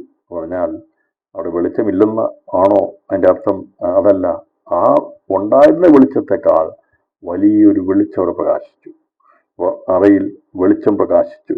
അവൻ പത്രോസിനെ വിലാപ്പുറത്ത് തട്ടി വേഗം എഴുന്നേൽക്ക എന്ന് പറഞ്ഞു അവനെ ഉണർത്തി. ഇവര് ഈ കാത്തുകൊണ്ട് നിൽക്കുമ്പോൾ ഒരു വെളിച്ചം വരികയും ദൂതൻ ഇറങ്ങി. ദൈവത്തിന്റെ ദൂതൻ ഇറങ്ങാൻ കഴിയാത്തൊരു സ്ഥലമില്ല. അത് കാരാഗ്രഹമാണെങ്കിലും ആശുപത്രി ആണെങ്കിലും ICU ആണെങ്കിലും അത് സമുദ്രത്തിലാണെങ്കിലും പ്ലെയിനിലാണെങ്കിലും കരയിലാണെങ്കിലും കടലിലാണെങ്കിലും ദൈവത്തിന്റെ ദൂതൻ ഇറങ്ങാൻ കഴിയും. ദൈവം കൽപ്പിച്ചാക്കുന്ന ദൂതൻ അത് വിടുതലിന്റെ സമയമാകുമ്പോൾ അവന് ഇറങ്ങി വരാൻ കഴിയാത്തൊരു സ്ഥലമില്ല. ദൈവം തന്റെ ദൂതനെ അയച്ചു. വിടുതലിന്റെ കാര്യത്തിനായി ദൈവത്തോട് തന്റെ ദൂതനെ അയച്ച് ദൈവത്തിനറിയാം ഈ യാക്കോബിനെ ഉണർത്തി എഴുന്നേൽപ്പിച്ചാൽ ഇവൻ വെളി വരത്തില്ല. അവനെ വെളിയിൽ കൊണ്ടുവരുവാൻ ഒരു സഹായം ആവശ്യമാണ്. ഈ കാവൽക്കാരുടെ ഇടയിൽ നിന്ന് പത്രോസിനെ ഉണർത്തി നീ വെളി വരാൻ പറഞ്ഞ് കൊണ്ടുവന്നു കഴിഞ്ഞാൽ അവനുള്ള ശക്തിയില്ല, അവനെ വെളി വരാൻ കഴിയത്തില്ല. ഞാനും നിങ്ങളും അശക്തരാകുമ്പോൾ എങ്ങനെ വിടുവിക്കണമെന്ന് സ്വർഗത്തിനറിയാം. അവനാ പ്ലാൻ ചെയ്യുന്നത്. ഏത് വിധത്തിലാ വിടുതൽ നൽകേണ്ടത്, ദൂതനെ വിടുവിക്കണമോ തന്നെ എഴുന്നേൽപ്പിക്കണമോ എന്നൊക്കെ ദൈവമാണ് പ്ലാൻ ചെയ്യുന്നത്. ദൈവത്തിന്റെ പ്രവൃത്തിയും ദൈവത്തിന്റെ പ്ലാനും അത് പൂർത്തീകരിക്കും. അതിനെ തടയുവാൻ പരാജയപ്പെടുത്താൻ ആർക്കും കഴിയാത്ത വിധത്തിലാണ് ദൈവം പ്രവർത്തിക്കുന്നത്. ഇന്ന് രാത്രി തീരുമാനമെടുത്തു, വിശ്വാസമെടുത്തു, പ്രാർത്ഥിച്ചുകൊണ്ടിരിക്കുന്ന വിഷയത്തിന്മേൽ ദൈവം തന്റെ വിഷയം പരിഹരിക്കും. അത് മറ്റൊരാളുടെ ആശ്രയം ആവശ്യമുണ്ടെങ്കിൽ അതങ്ങനെ ചെയ്യും. ദൈവം ദൂതനെ ഇറക്കണമെങ്കിൽ ദൂതനെ ഇറക്കും. ഏത് വിധത്തിലാണെങ്കിലും ദൈവം അത് ജയകരമായി ആ വിഷയം അത് ഏറ്റെടുത്ത് അവനത് ജയോത്സവമായി ചെയ്തിരിക്കും എന്നാണ് ഇതിൽ നമുക്ക് കാണാൻ സാധിക്കുന്നത്. ദൂതൻ ഇറങ്ങി വേഗം എഴുന്നേൽക്ക എന്ന് പറഞ്ഞു അവനെ ഉണർത്തി. ഉടനെ അവന്റെ ചങ്ങല കയ്യിൽ നിന്ന് വീണുപോയി. ദൂതൻ അവനോട് അരകെട്ടി ചെരുപ്പിട്ട് മുറുക്കുക എന്ന് പറഞ്ഞു. ഇവനെ എഴുന്നേൽപ്പിച്ചപ്പോൾ തന്നെ ഈ ദൂതൻ ഇവനെ തട്ടിയപ്പോൾ തന്നെ ഞാൻ വിശ്വസിക്കുന്നത് ഈ ദൂതൻ തട്ടിയത് എഴുന്നേൽക്കാനാ പറഞ്ഞെങ്കിൽ അവിടെ പത്രോസിനെ തട്ടി വേഗം എഴുന്നേൽക്ക എന്ന് പറഞ്ഞു അവനെ ഉണർത്തി. ഉടനെ അവന്റെ ചങ്ങല കയ്യിൽ നിന്ന് വീണുപോയി എന്ന് പറഞ്ഞാൽ ഈ ബന്ധിച്ചിട്ടിരുന്ന ചങ്ങല ദൂതൻ തൊട്ടു കഴിഞ്ഞപ്പോൾ ഈ ഹെരോദാവിന്റെ ആൾക്കാർ ബന്ധിച്ചിരുന്ന ചങ്ങല ദൈവത്തിന്റെ ദാസനായിരിക്കുന്ന ദൂതൻ ഈ ചങ്ങലയുടെ അടുത്ത് വന്ന് ഈ പത്രോസിനെ തൊട്ടപ്പോൾ തന്നെ ആ ശക്തി വ്യാപരിച്ചപ്പോൾ അവിടെ ഈ ഹെരോദാവിന്റെ കാരാഗ്രഹത്തിൽ ബന്ധിച്ചിരുന്നവന്റെ ആ ബന്ധനമഴിയത്തക്കവണ്ണം ശക്തി വ്യാപരിപ്പാനിടയാറ്റുന്നു. അതാണ് വേഗത്തിൽ ചങ്ങല അഴിഞ്ഞു വീണത്. ഈ ലോകത്തിലെ രാജാക്കന്മാർ ബന്ധിച്ചതിനെ അഴിക്കുന്ന ഒരു സ്വർഗമുണ്ട്. ഇന്ന് രാത്രിയിൽ ഹെരോദാവേ, നീ ബന്ധിച്ചു വെച്ചിരിക്കുന്ന ആ പത്രോസിനെ നീ വിചാരിച്ചത് ആർക്കും അഴിച്ചെടുക്കാൻ കഴിയത്തില്ലെന്നാ വിചാരിച്ചത്. നിന്റെ ഇരുമ്പ് ചങ്ങലകൾക്ക് ഒരിക്കലും ബന്ധിച്ച് ഒതുക്കാൻ കഴിയുന്നതല്ല ദൈവമക്കളുടെ ജീവിതം. ദൈവത്തിന് വിടിവിക്കേണ്ട സന്ദർഭങ്ങളിൽ ദൈവം വിടിവിക്കാൻ വേണ്ടി തന്റെ ദൂതനെ അയക്കുമ്പോൾ അവൻ ഇറങ്ങി വന്ന് തൊടുമ്പോൾ തന്നെ കൈമേലുള്ള ബന്ധനമഴിഞ്ഞു വീഴുവന്നു. ഇവിടെ അഴിക്കാനൊന്നും പോയില്ല. ദൂതൻ ഈ പത്രോസിന്റെ കയ്യിലുള്ള ചങ്ങല അഴിക്കാൻ വേണ്ടി ഒന്നും ചെയ്തില്ല, ഒന്ന് തൊട്ടതേ ഉള്ളൂ, എഴുന്നേൽപ്പിച്ചതേ ഉള്ളൂ. എഴുന്നേറ്റപ്പോൾ ഇവന്റെ ചങ്ങല അഴിഞ്ഞു വീഴുവാൻ ഇടയാകുന്ന വിധത്തിൽ ദൈവശക്തിയുടെ വ്യാപാരം ഉണ്ടായി. ഞാൻ വിചാരിക്കുന്നത് ഈ ദൂതനൊന്ന് തൊട്ടാൽ മതി, അത് ഇല്ലാതായിത്തീരും, അത് അഴിഞ്ഞു മാറാനുള്ളതേ ഉള്ളൂ. ഏതായാലും ഇവൻ ചങ്ങല അഴിഞ്ഞു വീണു എന്നിട്ട് പറഞ്ഞു, നീ അരകെട്ടി ചെരുപ്പിട്ട് മുറുക്കുക എന്ന് പറഞ്ഞു. അരകെട്ടി ചെരുപ്പിട്ട് മുറുക്കുക എന്നതിൻ്റെ യാത്രയ്ക്ക് തയ്യാറാകാൻ പറഞ്ഞു. നിനക്കിനി ഒരു യാത്രയെന്ന് വിചാരിച്ചതാ. ഈ ചെരുപ്പിന് ഇടേണ്ടി വരുമെന്ന് വിചാരിച്ചതല്ല, അര മുറുക്കേണ്ടി വരുമെന്ന് വിചാരിച്ചതല്ല. എന്നാൽ നീ അരകെട്ടി ചെരുപ്പിടുവാൻ പറഞ്ഞു. അതിൻ്റെ അർത്ഥം ഇവിടം കൊണ്ട് തീരുന്നല്ല നിന്റെ യാത്ര. ഇനിയും നിനക്ക് സഞ്ചരിക്കുവാനുണ്ട്, ഇനിയും നിനക്ക് യാത്ര ചെയ്യുവാനുണ്ട്, ഇനിയും നിനക്ക് ശുശ്രൂഷ നിന്റെ മുമ്പിൽ ശേഷിപ്പിച്ചിരിക്കുന്നു. അതുകൊണ്ടാണ് അരകെട്ടി ചെരുപ്പിട്ട് മുറുക്കുക എന്ന് പറഞ്ഞു. അവൻ അങ്ങനെ ചെയ്തു. നിന്റെ വസ്ത്രം പുതച്ച് എന്റെ പിന്നാലെ വരിക എന്ന് പറയും. ബാക്കിയുള്ള കാര്യം നമുക്കറിയാവുന്നതിലേക്ക് പോകുന്നില്ല. ഇങ്ങനെ പറഞ്ഞ് ഈ ദൂതൻ പറഞ്ഞതനുസരിച്ച് സ്വപ്നത്തിൽ ചെയ്യുന്നത് പോലെ ഈ പത്രോസ് ഇതെല്ലാം അങ്ങ് ചെയ്തു. സ്വപ്നം നടക്കുന്നത് പോലെയാ വിഷയങ്ങൾക്ക് പരിഹാരം ഉണ്ടാകാൻ പോകുന്നത്.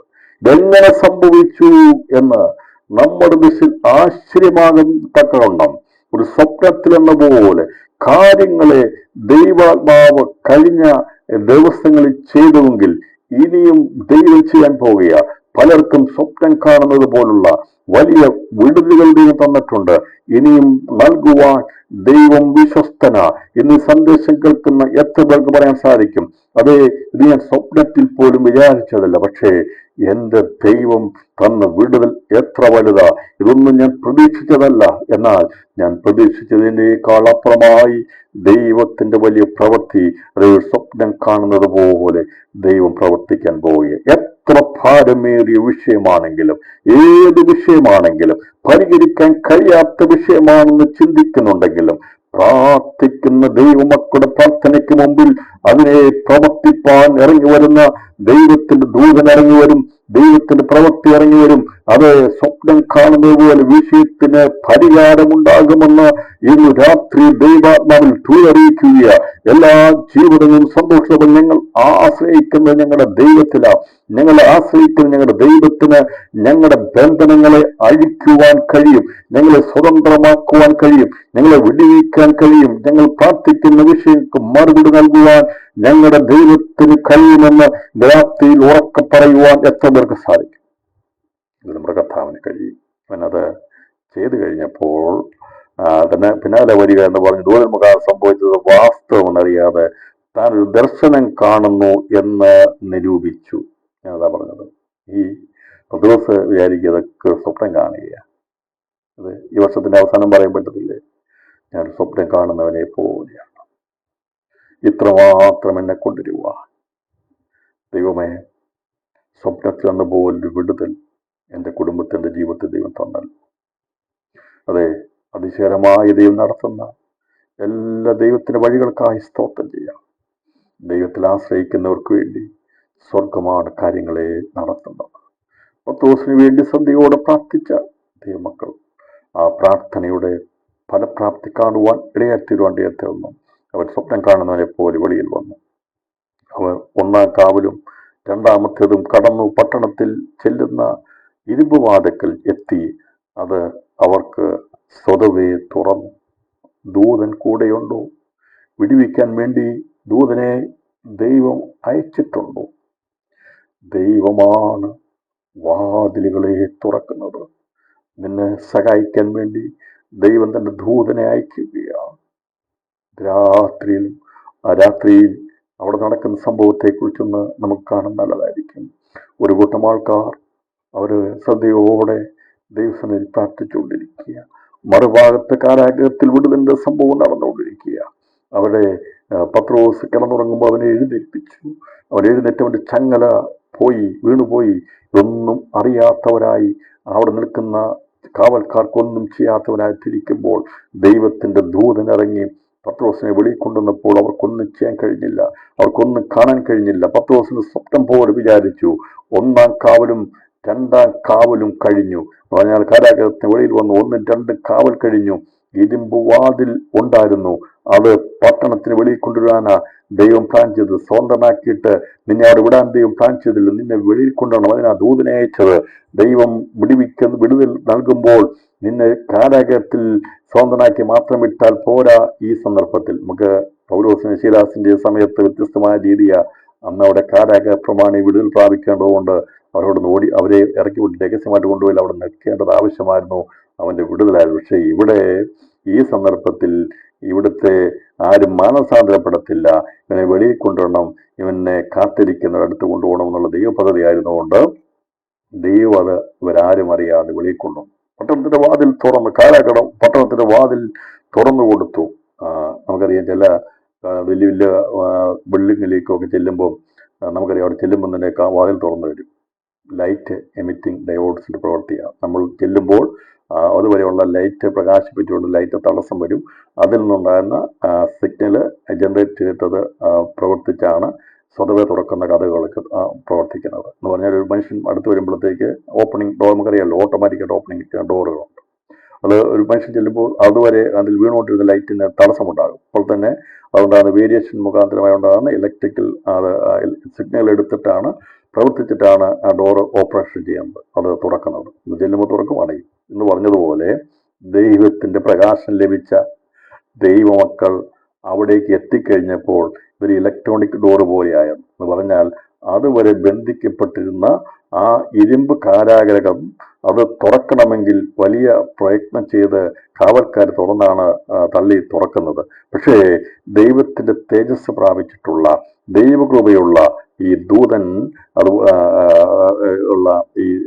ഉള്ള പത്രോസിനെ കൊണ്ട് ദൂതൻ വെളിയിൽ വന്നപ്പോൾ, ഇവരവിടെ വന്നപ്പോൾ തന്നെ ഇത് ഇലക്ട്രോണിക് ഗേറ്റ് തുറക്കുന്ന പോലെ ഓട്ടോമാറ്റിക്കായിട്ട് മാറിക്കൊടുത്താണ്. അങ്ങനെയാണെങ്കിൽ ഇന്ന് രാത്രിയിൽ പ്രിയപ്പെട്ടവരെ, ഏത് ചങ്ങലയിട്ടാലും ഏത് കാരാഗ്രഹത്തിന്റെ വാതിൽ അടയ്ക്കപ്പെട്ടാലും അവിടെ എത്ര കാവൽ നിർത്തിയാലും ഈ പട്ടണത്തിലേക്ക് കടന്നു ചെല്ലാതിരിക്കാൻ വേണ്ടി ഇരുമ്പ് വാതിൽ അത് നിന്നാൽ പോലും അത് ഇരുമ്പിനോട് പോലും സംസാരിക്കുവാൻ കഴിവുള്ള, അതിനെ ചലിപ്പിക്കാൻ കഴിവുള്ള ദൈവത്തിന്റെ ശക്തി ഇന്ന് രാത്രിയിൽ വ്യാപരിക്കുന്നുണ്ട്.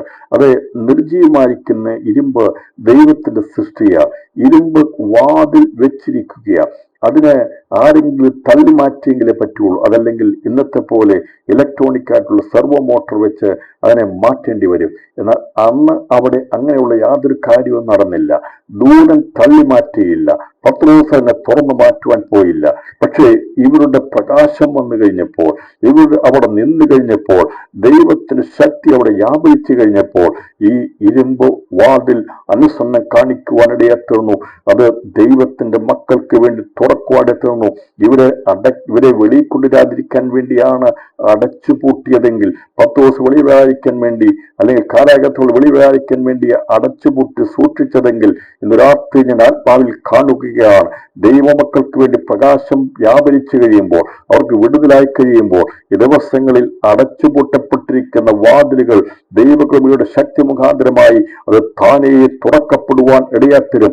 മറ്റാരുടെയും സഹായമില്ലാതെ ചില വഴികൾ തുറന്നു വരുന്നതിനായി ഇന്ന് രാത്രി ദൈവത്തിൽ ആശ്രയിക്കുന്ന കരങ്ങളിൽ ദൈവത്തിന് സ്തോത്രം ചെയ്താട്ടെ. വേറെ ആരുടെ ആവശ്യമില്ല. ദൈവത്തിന്റെ സാന്നിധ്യം, ദൈവത്തിന്റെ ദൂതൻ, ദൈവത്തിന്റെ തേജസ് അവിടെ ഇറങ്ങിക്കഴിഞ്ഞപ്പോൾ ആ പ്രകാശത്തിന് മുമ്പിൽ ഈ വാതിൽ മാറിയതുപോലെ പ്രാർത്ഥിക്കുന്നവരുടെ വിഷയങ്ങൾക്ക് മറുപടിയുമായി രാത്രി ദൈവത്തിൽ ആശ്രയിക്കുന്നവർക്ക് വേണ്ടി ദൈവാത്മാവ് വ്യാപരിക്കുന്ന ദൈവം തുറന്നു വരുന്ന വാതിലുകൾക്കായി ഞാൻ ദൈവത്തിന് സ്തോത്രം ചെയ്യുന്നു. അത് 2025 പ്രവേശിക്കുന്നതിന് മുമ്പായി ഇനിയും ചില വാതിലുകൾ തുറക്കപ്പെടുവാനുണ്ട്, ദൈവപ്രവൃത്തി വെളിപ്പെടുവാനുണ്ട്. പ്രിയപ്പെട്ടവരെ, ആരെയും ആശ്രയമില്ലാതെ പ്രാർത്ഥിച്ചുകൊണ്ടിരിക്കുന്ന ദൈവമക്കൾക്ക് വേണ്ടി ദൈവാത്മാവ് പ്രവർത്തിക്കുമ്പോൾ ഈ വാതിലുകൾ സ്വതവേ തുറക്കപ്പെടും. ഇന്ന് വരെ തുറക്കപ്പെടാതെ അടഞ്ഞു കിടക്കുന്ന വാതിലുകളുണ്ട്. തലമുറകളുടെ നന്മ നൽകിയില്ലെന്ന് വാദിക്കുന്ന വാതിലുകളുണ്ടെങ്കിൽ ഇന്ന് രാത്രി ദൈവാത്മാവിൽ ഞാൻ നിങ്ങളും ഒന്നിച്ച് ദൈവത്തോട് ആശ്രയിക്കുമ്പോൾ ദൈവാൻ പറയുക, എന്റെ സമയത്ത് ഞാൻ ആ വാതിൽ തുറന്ന് നിനക്ക് വേണ്ടി പ്രവർത്തിക്കുമെന്ന്. പത്രോസിനെ വെളിയിൽ കൊണ്ടുവരുവാൻ, പട്ടണത്തിൽ കൊണ്ടുവരുവാൻ, എവിടെ പ്രാർത്ഥിച്ചു അവിടെ മുമ്പിൽ കൊണ്ടുവരുവാൻ വേണ്ടി ദൈവം ദൂതനെ അയച്ച് അവനെ വെളിയിൽ കൊണ്ടുവന്ന് അവനെ ഇരുമ്പ് വാതിൽ തുറന്നവനെ വെളിയിൽ കൊണ്ടുവന്നിട്ട് അവനെ വെളിയിൽ പുറത്തിറങ്ങി ഒരു തെരുവ് കടന്ന ഉടനെ ദൂതൻ അവനെ വിട്ടുപോയി. ദൂതന്റെ സാന്നിധ്യം ഇവിടെ വരെ മതിയായിരുന്നു. അത് കഴിഞ്ഞാൽ പത്രോസിന് തനിയെ എവിടെ എത്താൻ കഴിയുമെന്ന് അവന് സുബോധം വന്നു. അവന് സുബോധം വന്നിട്ട് കർത്താവ് തന്റെ ദൂതനെ പത്രോസിനുള്ള സുബോധം വരുന്നു. അതുവരെയും ഒരു സ്വപ്നത്തിൽ ദർശനത്തിൽ പോലെ സംഭവിക്കുകയായിരുന്നു. അവന് സുബോധം വന്നപ്പോൾ അവൻ കണ്ടത് അവൻ കിടന്ന സ്ഥലമായിരുന്നില്ല. അവൻ കിടന്നത് ചങ്ങലകളിൽ ബന്ധിക്കപ്പെട്ട് 2 കാവൽക്കാരുടെ ഇടയിൽ കിടക്കുകയാ. പുറത്ത് വാതിലടച്ചിരിക്കുകയാ. അതിന്റെ വാതിൽക്കൽ കാവൽക്കാരുണ്ട്, ഇരുമ്പ് വാതിലുണ്ട്.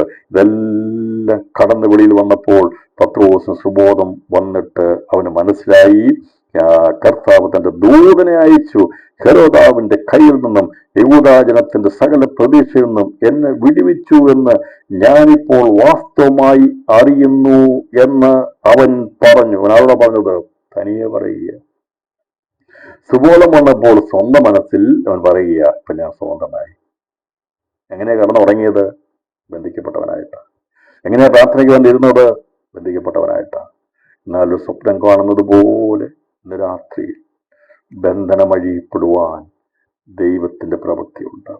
ദൈവം തന്റെ ദൂതനെ അയച്ച് എന്നെ വാസ്തവമായി എന്നെ വിടുവിച്ചു. ദൈവം തന്റെ ദൂതനെ അയച്ച്, ദൈവം തന്റെ വിടുതലയച്ച് നാം അറിയാത്ത മേഖലകളിൽ, നാം കാണാത്ത സമയങ്ങളിൽ ദൈവം തന്റെ ദൂതനെ അയച്ച് നമുക്ക് വേണ്ടി പ്രവർത്തിക്കുന്നുണ്ട്. ദൈവപ്രവൃത്തിക്കായി സ്തോത്രം ചെയ്യാൻ തടസ്സമായി കിടക്കുന്ന, തുറക്കാതെ കിടക്കുന്ന, അല്ലെ ഇതുവരെയും അടയപ്പെട്ട് കിടക്കുന്ന വാതിലുകളെ തുറക്കുവാൻ ദൈവത്തിന് കഴിയും എന്നാണ് ഈ സന്ദേശത്തിലൂടെ നമുക്ക് കാണാൻ സാധിക്കുന്നത്. അങ്ങനെ രചിച്ച ശേഷം അവൻ മർക്കൂസ് എന്ന മറുപേരുള്ള യോഹന്നാന്റെ അമ്മ മറിയയുടെ വീട്ടിൽ ചെന്നു. അവിടെ അനേകർ ഒരുമിച്ച് കൂടി പ്രാർത്ഥന കഴിച്ചുകൊണ്ടിരുന്നു.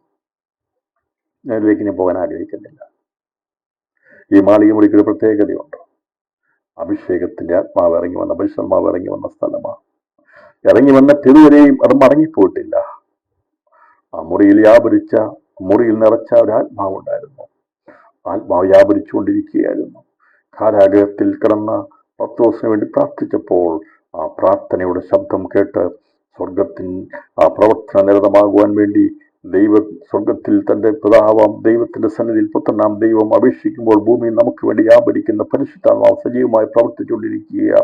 പത്രോസിനെ കാരാഗ്രഹത്തിന്റെ വാതിൽ തുറന്ന് വെളിയിൽ കൊണ്ടുവരാൻ ദൈവം ഐക്യത്താ പദ്ധതി ഉപയോഗിച്ച് അവനെന്ത് ചെയ്തു? വെളിയിൽ കൊണ്ടുപോയിട്ടുണ്ട്. നമ്മുടെ സുബോധം വന്ന് ഈ മർക്കോസിന്റെ മാളിക മുറിയാകുന്ന അവിടെ പ്രാർത്ഥിച്ചുകൊണ്ടിരുന്ന പ്രാർത്ഥനാ സ്ഥലത്ത് അവൻ എത്തിപ്പണരെത്തുന്നു. അവിടെ അനേകം ഒരുമിച്ച് കൂടി പ്രാർത്ഥന കഴിച്ചുകൊണ്ടിരുന്നു. അവിടെ എത്തി അവൻ മുട്ടി തുറന്ന് അകത്ത് കയറിയെന്ന്. അങ്ങനെ അത് മുഖാന്തരമായി അവിടെ ഇവന് വെളിയിൽ വന്ന് അടുത്ത ദിവസം ഹെരോദാവ് എഴുന്നേറ്റപ്പോൾ കാര്യം മനസ്സിലായില്ല. അന്ന് രാവിലെ ഇവരെ കൊണ്ടുവന്ന് നിർത്താൻ വേണ്ടി ആഗ്രഹിച്ചത്. പക്ഷേ ഈ കാവൽക്കാർ പടയാളികൾക്ക് അല്പമല്ലാത്ത പരിവമുണ്ടായി. എല്ലാം വളരെ വേഗത്തിൽ നടന്നപ്പോൾ ഇവർക്ക് മനസ്സിലായില്ല എന്താ നടന്നത്. 10 സ്വപ്നം കണ്ടതുപോലെ ഇവർ സ്വപ്നത്തിലായിപ്പോയി. ഇവർക്കൊന്നും കാണാൻ കഴിയുന്നില്ല. പക്ഷേ ഹെരോദാവ് രാവിലെ ഇവരുടെ ആഗ്രഹം സാധിക്കാൻ വേണ്ടി എഴുന്നേറ്റതാ. പക്ഷെ നിന്റെ ആഗ്രഹം സാധിക്കാൻ വേണ്ടി എഴുന്നേറ്റാൽ നിന്റെ ആഗ്രഹവും നിന്റെ നിരൂപണവും നശിച്ചു പോകും. നീ മനുഷ്യനാ, നീ മണ്ണാണ് ഹെരോദാവേ. നീ വിചാരിക്കുന്നത് നിന്റെ കാര്യപ്രകാരം നടക്കുമെന്ന്. എന്നാൽ ഹെരോദാവ് അവനെ അന്വേഷിച്ചിട്ട് കാണാകിയാൽ കാവൽക്കാരെ വിസ്തരിച്ച് അവരെ കൊല്ലുവാൻ കൽപ്പിച്ചു. പിന്നെ അവൻ യഹൂദ വിട്ട് കൈസരിയിലേക്ക് പോയി അവിടെ പാർത്തു. അപ്പം ഈ ഹെരോദാവ് നോക്കിയിട്ട് കിട്ടില്ല. കാവൽക്കാരെ വിസ്തരിച്ച് അവരെ കൊന്നു. ഒന്നും അറിയാത്ത കാവൽക്കാർ അവർ കൊല്ലപ്പെടും. അവിടെ എത്തുന്നു. ഇത് സംഭവിച്ച സംഭവമാണ്. ഇവരെ വിസ്തരിച്ചു. അവർ പറഞ്ഞു ഞങ്ങൾക്ക് അറിയത്തില്ല. ഈ ഹെരോദാവ് വിചാരിച്ച് കാണും ഇവരെല്ലാവരും കൂടി അവനെ വെളിവിട്ടതാണെന്ന്. പക്ഷേ ദൈവം ഒരുക്കുന്ന വഴി എത്ര അഗോചരമാണ്, എത്ര ശ്രേഷ്ഠമാണ്. അതിൽ ലോകത്തിന്റെ രാജാക്കന്മാർക്ക് മനസ്സിലാക്കാൻ കഴിയത്തില്ല. അവർക്ക് വിസ്തരിച്ചാൽ കണ്ടുപിടിക്കാൻ കഴിയത്തില്ല. ഇതിന് പിമ്പിൽ പ്രവർത്തിക്കുന്ന എന്താണ് അവർക്ക് മനസ്സിലാക്കാൻ കഴിയത്തില്ല എന്നുള്ളതാണ് യാഥാർത്ഥ്യം. അങ്ങനെ ചെയ്തു കഴിഞ്ഞപ്പോൾ ഇവൻ 10 ദിവസം രക്ഷപ്പെട്ടു. പക്ഷേ കാവൽക്കാർ മരിക്കേണ്ടി വന്നു. ഞാൻ പറഞ്ഞത് കാവൽ അവർക്കും അറിയത്തില്ലായിരുന്നു. ഹെരോദാവിന്റെ ആശ നശിച്ചുപോയി. അവന്റെ ആഗ്രഹം, ദുഷ്ടന്റെ ആഗ്രഹം നശിച്ചുപോയി. ദൈവജനത്തെ ഇല്ലാതാക്കാൻ വേണ്ടിയുള്ള ഹെരോദാവിന്റെ ആഗ്രഹം, യാക്കോബിനെ കൊന്നതുകൊണ്ട് അവന് 10 ദിവസം കൊല്ലാമെന്നുള്ള ആഗ്രഹമുണ്ടായിരുന്നു, താല്പര്യമുണ്ടായിരുന്നു. എന്നാൽ അത് സാധിക്കാതെ അത് നശിച്ചു പോയപ്പോൾ മറ്റൊരു ഭാഗത്ത് നടക്കുന്നത് നമുക്ക് കാണാൻ സാധിക്കുന്നത്, ആരാണോ തടസ്സമായി നിന്നവൻ അവനെ ലോകത്ത് നിന്ന് നീക്കുവാൻ ദൈവം പ്ലാൻ ചെയ്തിരുന്നു. പത്രോസെ, നിന്നെ കൊല്ലാൻ വേണ്ടി യാക്കോബിനെ കളഞ്ഞ അതേ വാളുകൊണ്ട് നിന്നെയും കൊല്ലുവാൻ വേണ്ടി ഹെരോദാവ് കാത്തിരുന്നെങ്കിൽ ദൈവം അവിടെ ചെയ്തതെന്നറിയാമോ? ദൈവം അവനെ ദൂതനെ ഇറക്കി ഇല്ലാതാക്കാൻ വേണ്ടി ദൈവം പ്ലാൻ ചെയ്തിരുന്നു. അതിനുവേണ്ടിയാണ് സോരിനെയും സീദോനിനെയും ക്രൂശിക്കുമ്പോൾ രാജാവിന്റെ ദേശത്ത് നിന്ന് തങ്ങളുടെ ദേശത്തിന് ആഹാരം കൂടി ഒരിക്കൽ അവർ ഏകമനസ്സോടെ അവന്റെ അടുക്കൽ ചെന്ന് രാജാവിന്റെ പള്ളിയറക്കാരൻ ബ്ലസ്തോസിനെ വശത്താക്കി സന്ധിക്കായി അപേക്ഷിച്ചു. ഇവിടെ പരിശുദ്ധാത്മാവിഷയം പ്രാപിച്ച ബന്ധക്കോസ്തുകാർ ഒരുമിച്ചിരുന്ന് അവർ ഒരുമനപ്പെട്ട് പ്രാർത്ഥിച്ചു, ദൈവത്തിൽ ആശ്രയിച്ചു. കാരാഗ്രഹത്തിന്റെ വാതിൽ തുറന്ന് ബന്ധനസ്ഥനായിരുന്ന പത്രോസ് പ്രാർത്ഥിക്കുന്നവരുടെ മുമ്പിൽ വന്നു. മറുഭാഗത്ത് പ്രഭുക്കന്മാരിൽ ആശ്രയിക്കുന്ന കനാന്യ രാജ്യം. നമുക്ക് സോര്യയുടെയും സീതോയുടെയും കഥ അറിയാം, നമുക്ക് അവരുടെ ചരിത്രം അറിയാവുന്നതാണ്. അതായത് സുവിശേഷം 15-21 വാക്യത്തിൽ സുരഭേക്കാരി സ്ത്രീ അല്ലെങ്കിൽ കനാന്യ സ്ത്രീ വന്ന് യേശുവിൻ്റെ അടുക്കൽ വന്ന് മകളുടെ ഭൂതപുത്രം മുഖാന്തരമായി അവൾ യാചിച്ച് ദൈവത്തിൽ ആശ്രയിച്ച് വിശ്വാസം വലിയതായതുകൊണ്ട് അവൾ മകളുടെ സൗഖ്യത്തോടെ പോയതിനെ കുറിച്ച് നമുക്കറിയാം. എന്നാൽ അതേ രാജ്യക്കാർക്ക് പട്ടിണിയായപ്പോൾ ഈ ഹെരോദാവ് അവർക്ക് ആഹാരം കൊടുക്കുന്നത് കൊണ്ട് അവരുടെ പ്രീതി സമ്പാദിക്കാൻ വേണ്ടി, ആഹാരം കൊടുക്കുന്ന നിന്നുകളായിരിക്കാൻ വേണ്ടി ഇവർ വന്ന് രാജാവിൻ്റെ ദേശത്ത് നിന്ന് തങ്ങളുടെ ദേശത്തിന് ആഹാരം കൂടി കിട്ടിവരികയാൽ അവർ ഏക മനസ്സോടെ അവൻ്റെ അടുക്കൽ ചെന്ന് രാജാവിൻ്റെ പള്ളിയറക്കൽ ബ്ലസ്തോസിനെ വശത്താക്കി സന്ധിക്കാൻ അപേക്ഷിച്ചു. എന്ത് ചെയ്തു? മനുഷ്യനിൽ ആശ്രയിച്ചു. അപ്പം നേരിട്ട് പ്രഭുവിൻ്റെ അടുത്ത് പോകാൻ പറ്റത്തില്ല. പള്ളിയിറക്കാനായിരിക്കുന്ന ബ്ലസ്തോസിനെ വശത്താക്കിയാൽ മതി. എന്നിട്ട് മനുഷ്യനെ ആശ്രയിച്ചിട്ട് എന്നോട് പറഞ്ഞു, നീ എങ്ങനെയെങ്കിലും ഏതെങ്കിലും വിധത്തിൽ ഞങ്ങളുമായിട്ടൊരു മീറ്റിംഗ് ക്രമീകരിച്ചാണ് ഈ രാജാവിനോട് സംസാരിക്കാനായിട്ട്. അങ്ങനെ അവര് അടുക്കൽ ചെന്ന് രാജാവിന്റെ പള്ളിയിറക്കുന്ന ബ്ലസ്തോസിനെ വശത്താക്കി സന്ധിക്കാൻ അപേക്ഷിച്ചു. നിശ്ചയിച്ച ദിവസത്തിൽ ഹെരോദാവ് പറഞ്ഞു, ഉടനെ എന്നെ വിളിച്ചില്ല, ഒരു ദിവസം പറഞ്ഞു അന്ന് വരാം. ഈ വലിയ വലിയ ആൾക്കാരൊന്നും പെട്ടെന്നൊന്നും ഒരു കാര്യവും എടുക്കത്തില്ല. അധികാരമുള്ളവർ പറഞ്ഞ സമയത്ത് ഇരിക്കാൻ പറ്റുമോ? പക്ഷേ ഒരു ഡിമാൻഡും വെക്കാത്ത നമ്മുടെ കർത്താവ് ഏത് സമയത്തും ഏത് സഹായത്തിനുള്ള അപേക്ഷയുമായി സഹായത്തിനായി കൃപാസനത്തേക്ക് അടുത്തു വരുവാൻ ഏതു നേരത്തും സ്വർഗം നമുക്ക് സമയം തന്നിരിക്കുക. ലോകത്തിന്റെ അധികാരമുള്ളവരുടെ അടുത്ത് നമ്മൾ പെട്ടെന്ന് ഒരു ഒപ്പിടാൻ പറഞ്ഞാൽ ഒരു ഒപ്പിട്ട് തരത്തില്ല. നാളെ വരാൻ പറയും, പെട്ടെന്ന് വരാൻ പറയും. ഇവിടെ ബ്ലസ്തോസ് എന്ന് പറഞ്ഞു, ഇങ്ങനെ ഈ ദേശക്കാർ വന്നിട്ടുണ്ട് പറഞ്ഞു. ഓക്കെ, ഒരു ദിവസം നിശ്ചയിച്ച് രാജാവിന്റെ ഇഷ്ടത്തിലുള്ള ദിവസമാണ്. ബ്ലസ്തോസ് പറയാൻ പറ്റില്ല, ഇന്ന ദിവസം പറയാൻ പറ്റത്തില്ല. രാജാവ് പറയുന്ന ദിവസം അല്ലെങ്കിൽ ഹെരോദാവ് പറയുന്ന ദിവസമേ പറ്റൂ. ഹെരോദാവ് പറഞ്ഞ ദിവസം ഒരു നിശ്ചയിച്ചു, സന്ധിക്ക് അപേക്ഷിച്ചു. നിശ്ചയിച്ച ദിവസത്തിൽ ഹെരോദാവ് രാജവസ്ത്രം ധരിച്ച് ഭദ്രാസനത്തിൽ ഇരുന്നു അവരോട് പ്രസംഗം കഴിച്ചു. നീ അവസാനത്തെ പ്രസംഗമായത്. നീ ദൈവ മക്കളെ കൊന്നുമുടിക്കാൻ വേണ്ടി പ്ലാൻ ചെയ്യുന്നവനല്ലേ? ദൈവത്തിനെ പരക്കാതിരിക്കാൻ വേണ്ടി നീ ആലോചന ചെയ്യുന്നവനല്ലേ? നീ ദൈവത്തിന്റെ വചനത്തിന് വിരുദ്ധമായി നിൽക്കുന്നവനല്ലേ? ദൈവത്തിനെ പരക്കാതിരിക്കാൻ വേണ്ടി തീഷ്ണതയോടെ നിൽക്കുന്ന പത്രോസിനെയും യാക്കോബിനെയും യോഹന്നാനെയും അതുപോലെ അപ്പോസ്തലന്മാരെ കൊന്നുകളയാൻ വേണ്ടി നീ പ്ലാൻ ചെയ്തിരിക്കുകയല്ലേ? പക്ഷേ നിന്റെ അവസാനത്തെ പ്രസംഗമായത്. രാത്രിയിൽ സുവിശേഷം പ്രസംഗിച്ചു കൊണ്ടിരിക്കും, അതിനെ തടയിടാൻ ആർക്കും കഴിയത്തില്ല. എന്നാൽ സുവിശേഷം പ്രസംഗിക്കാതിരിക്കാൻ, അത് പരക്കാതിരിക്കാൻ വേണ്ടി വ്യാപരിക്കുന്ന അന്ധകാര മണ്ഡലങ്ങളെ ഇല്ലാതാക്കാൻ യേശുവിനറിയാം, ദൈവത്തിനറിയാം. ഇവൻ ഇവിടെ ഇരുന്ന് പ്രസംഗിച്ചു, ഇത് മനുഷ്യന്റെ ശബ്ദമല്ല, ഒരു ദേവന്റെ ശബ്ദം അത്രയെന്ന് ജനമാർത്തു പറഞ്ഞു. അവര് ഇവനെ ഒന്ന് പൊക്കാൻ തുടങ്ങി. കാരണം ഇവർക്ക് വിഷയം പരിഹരിക്കപ്പെടണം. പ്രഭുക്കന്മാരിൽ ആശ്രയിക്കുക. ഹെരോദാവ് ഞങ്ങളുടേതാണ്, ഇവനാണ് ഒരു ദേവനാണെന്ന് പറഞ്ഞുകൊണ്ട് ആക്കാൻ തുടങ്ങി. പക്ഷേ നമുക്ക് കാണാൻ സാധിക്കുന്നത്, ദൈവമക്കൾ ഏതെങ്കിലും ഒരു കാര്യം ചെയ്തു കഴിഞ്ഞാൽ അവരതിൻ്റെ അകത്ത് മഹത്വമെടുക്കത്തില്ല. ഇവിടെ എന്താ ചെയ്യുന്നറിയാമോ? ഇവന് ഈ ജനമാർത്തപ്പോൾ ഇതെല്ലാം മഹത്വനങ്ങെടുത്തു.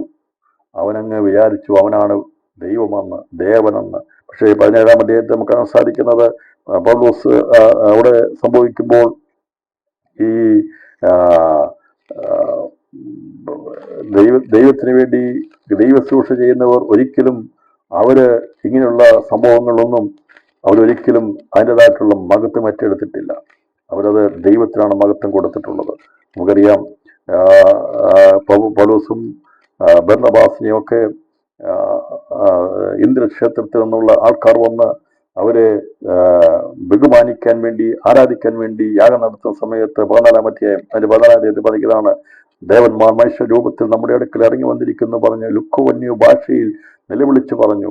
ബർന്നബാസ് ഇന്ദ്രനെന്നും പൗലോസ് മുഖ്യപ്രസംഗിയായ ഏലവനയ്ക്ക് ബുധനെന്നും പേർ വിളിച്ചു. പട്ടണത്തിന്റെ മുമ്പിലുള്ള ഇന്ദ്രക്ഷേത്രത്തിലെ മുഴുവൻ കാളകളെയും പൂമാലകളെയും ഗോപുരത്തങ്ങൾ കൊണ്ടുവന്നു പുരുഷാരത്തോടു കൂടെ യാഗം കഴിപ്പാൻ ഭാവിച്ചു. ഇത് അപ്പോസ്തലന്മാരായ ബർന്നബാസും പൗലോസും കേട്ടിട്ട് വസ്ത്രം കീറിക്കൊണ്ട് പുരുഷാരത്തിനിടയിലേക്ക് ഓടിച്ചെന്ന് നിലവിളിച്ചു പറഞ്ഞു, പുരുഷന്മാരെ, നിങ്ങൾ ചെയ്യുന്നത് എന്ത്?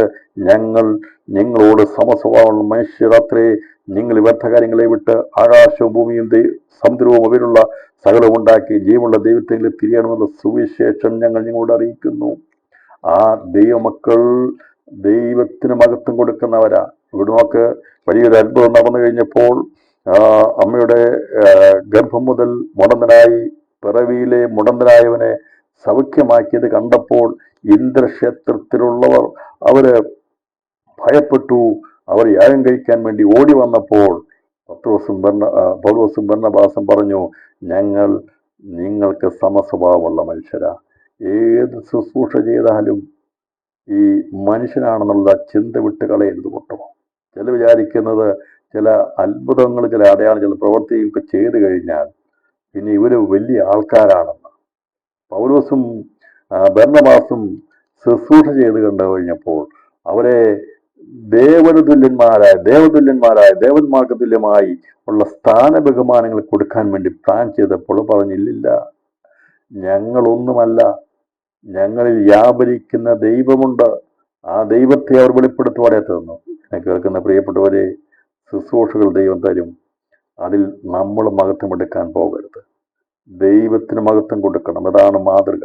അത് കൊടുത്തില്ലെങ്കിൽ ഉള്ള ബുദ്ധിമുട്ട് എന്താണെന്നുള്ളത് ഇവിടെ വെളിപ്പെടുത്തിയ കഥ പറഞ്ഞു, ഞാൻ എൻ്റെ മഹത്വം മറ്റൊരുത്തിന് വിട്ടുകൊടുക്കുകയില്ല. ഇവര് വിചാരിച്ചു ഈ ഹെരോദാവ് എല്ലാമാണ്, ഇവനാണിപ്പോൾ ദേവൻ എന്ന് പറഞ്ഞുകൊണ്ട് ഇവരൊരുമിച്ച് സോരിലും സീദോനിലും അവന്റെ ആ ഭദ്രാസനത്തിന്റെ മുമ്പിൽ നിന്ന് ആർത്തു വിളിക്കുക. എന്തിനു വേണ്ടി അറിയാമോ? ആഹാരത്തിന് വേണ്ടി, ഈ ലോകത്തിന് ജീവിതത്തിന് വേണ്ടി പ്രഭുവിൽ ആശ്രയിച്ചതാ. പക്ഷേ ദൈവത്തിന് മഹത്വം കൊടുക്കാതെ ഇവൻ ഇരുന്നു കഴിഞ്ഞപ്പോൾ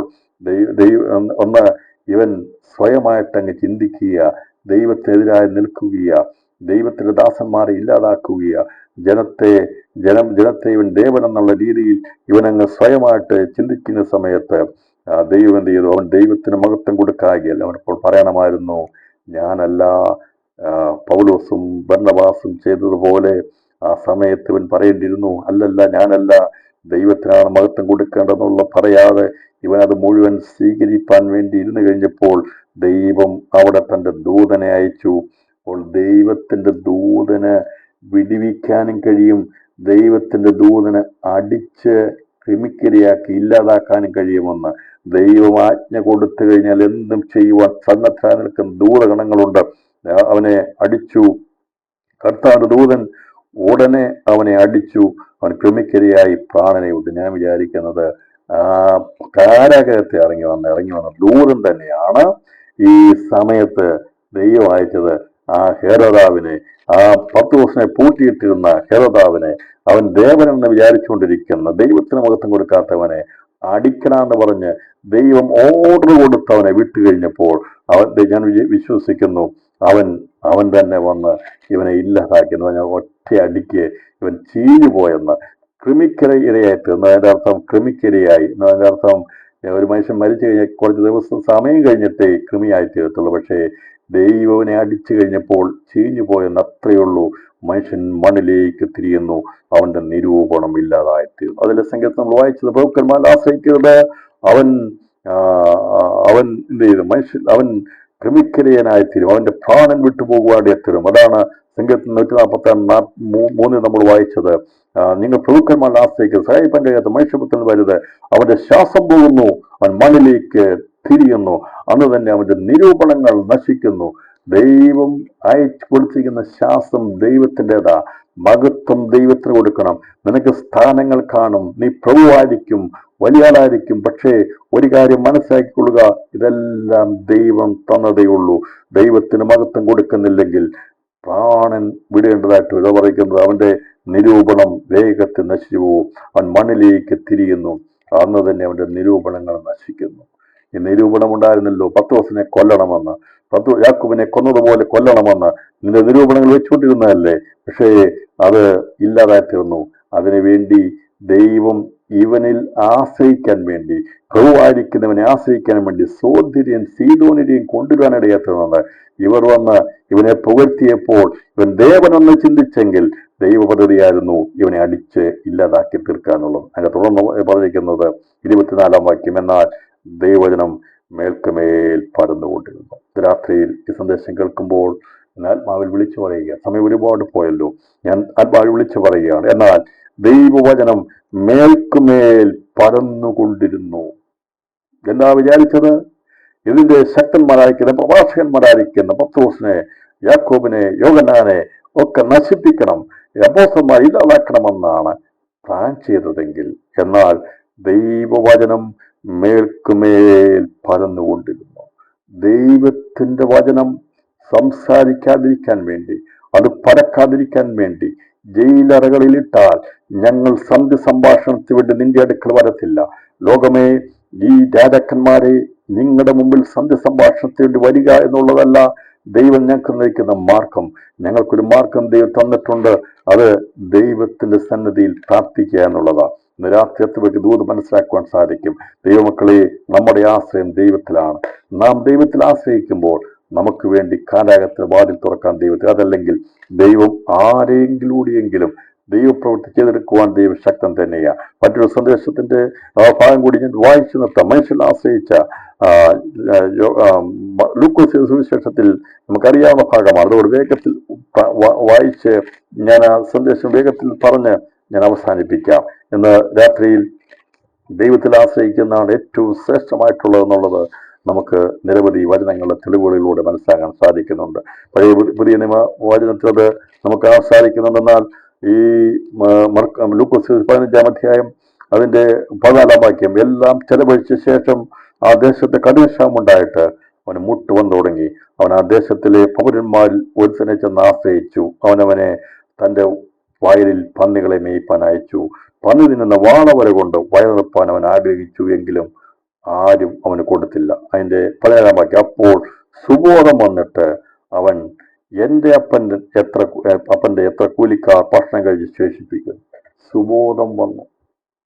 ഇവിടെ ദൈവത്തിൽ ആശ്രയിച്ച് പ്രാർത്ഥിക്കുന്ന പത്രോസ് സ്വപ്നം കണ്ടതുപോലെ ദർശനം കണ്ടു വിടുതൽ പ്രാപിച്ച് സുബോധം വന്ന് അവൻ സുബോധം വന്നത് ദൈവത്തിൽ ആശ്രയിച്ചതുകൊണ്ട് അവൻ സുബോധം ഉണ്ടായി. ഇവിടെ ഈ പരിപാടിയായിട്ട് ഇവിടെ കാണാൻ സാധിക്കുന്നത്, സുബോധം നഷ്ടപ്പെട്ടു പോയ അപ്പന്റെ ഭവനത്തിൽ നിന്ന് ഇറങ്ങി തിരിച്ച് അവന്റെ സ്വന്തം ബുദ്ധിക്ക് തിരിഞ്ഞവനായ അവന് മുട്ടുവൻ തുടങ്ങിയപ്പോൾ അവൻ ആ ദേശത്ത് ചെന്ന ഒരു മനുഷ്യനിൽ ഒരു ആശ്രയിപ്പാൻ അറിയാത്ത. പക്ഷേ അവനിൽ ആശ്രയിച്ചപ്പോൾ അവന് കൊടുത്തത് പന്നികളെ മേയ്ക്കുന്ന ജോലിയാണ്. പക്ഷേ സുബോധം വന്നപ്പോൾ മനസ്സിലായി, ഞാൻ ആശ്രയിക്കേണ്ടത് മനുഷ്യരിലല്ല, എന്നെ ജനിപ്പിച്ച എൻ്റെ അപ്പനില്ല. രാത്രി പ്രിയപ്പെട്ടവരെ, നമുക്ക് നമ്മുടെ ആശ്രയം ദൈവത്തിലാകാം. പലപ്പോഴും നാം പല വിഷയങ്ങൾക്ക് വേണ്ടി മനുഷ്യരെ ആശ്രയിച്ചിട്ടുണ്ടെങ്കിൽ രാത്രിയിൽ ആ മകന് മനസ്സായതുപോലെ എൻ്റെ അപ്പന്റെ ഭവനത്തിലേക്ക് എനിക്ക് മടങ്ങി വരണം, എൻ്റെ ആശ്രയം അവനിൽ വയ്ക്കണം. അവനിൽ ആശ്രയിച്ചാൽ ഞാൻ ഒരു നാളും ലജ്ജിച്ചു പോകുകയില്ല. അവൻ വിചാരിച്ചത്, അവന്റെ നിരൂപണം നേരെ തിരിച്ചായിരുന്നു. അവൻ വിചാരിച്ചത് ഞാൻ തള്ളപ്പെട്ടവനായി തീരും, ഒരു കുളിക്കാരനായി എന്നെ കാണുവാനേ സാധിക്കത്തുള്ളൂ. പക്ഷേ സുബോധം വന്ന് മടങ്ങി വന്നവൻ അവൻ പിതാവിന്റെ അടുക്കൽ മാനസാന്തരപ്പെട്ടു വന്നു കഴിഞ്ഞപ്പോൾ അവന്റെ നിരൂപണം മാറ്റുവാനിടയാത്തുന്നു. എന്നാൽ ഹെരോദാവ് അഹങ്കരിച്ച് അവൻ വിചാരിച്ച് അവനാണ് ദേവനെന്ന് വിചാരിച്ചപ്പോൾ അവന്റെ നിരൂപണം നശിച്ചവൻ മണ്ണിൽ അവൻ ചേരുവാൻ ഇടയാത്തുന്നെങ്കിൽ ദൈവത്തിൽ ആശ്രയിച്ച് അവന്റെ ജനകനായിരിക്കുന്ന അവനെ ജനിപ്പിച്ച അപ്പനിൽ ആശ്രയിക്കാൻ വേണ്ടി മടങ്ങി വന്നവന്റെ നിരൂപണം അവൻ ഒന്നുമായി തീരത്തില്ല, അവനെ കൈക്കൊള്ളുമോ എന്നുള്ള ഒരു വേദനയോടെ ഭാരത്തോടെ വന്നെങ്കിൽ തകർന്ന ഹൃദയത്തെ നിരസിക്കാത്ത ദൈവം താഴ്മയുള്ള ആ മകനെ പിതാവ് സ്നേഹിച്ചതുപോലെ 2024 ദൈവം നമ്മളെ സ്നേഹിക്കുകയാണ്. നമുക്ക് നമ്മുടെ ദൈവത്തിൽ ആശ്രയിക്കാം. എല്ലാ കരങ്ങളും ദൈവത്തിന് സ്തോത്രം ചെയ്താട്ടത് നമ്മുടെ കുറവുകളെ മനസ്സിലാക്കുന്ന കർത്താവ്. ഒരുപക്ഷെ യഥാർത്ഥത്തിൽ ആശ്രയിക്കേണ്ട പോലെ ആശ്രയിക്കാൻ നമുക്ക് കഴിഞ്ഞിട്ടില്ലെങ്കിൽ ഈ വർഷം തീരുന്ന സമയത്ത് പറയാം, കർത്താവെ, ഞങ്ങൾ അങ്ങയിൽ പൂർണ്ണമായി ആശ്രയിക്കുന്നു. ഞങ്ങൾക്ക് പരിശുദ്ധമായ സുബോധത്തിന്റെ അടിസ്ഥാനത്തിൽ ഞങ്ങൾ നിന്നിൽ ആശ്രയിക്കുകയാണ്. ഞങ്ങൾക്ക് മുമ്പിൽ വാതിലുകളെ തുറക്കുവാനെങ്കിൽ കഴിയും. രാത്രി നമ്മുടെ ആശ്രയം ദൈവത്തിൽ തന്നെ ആകട്ടെ.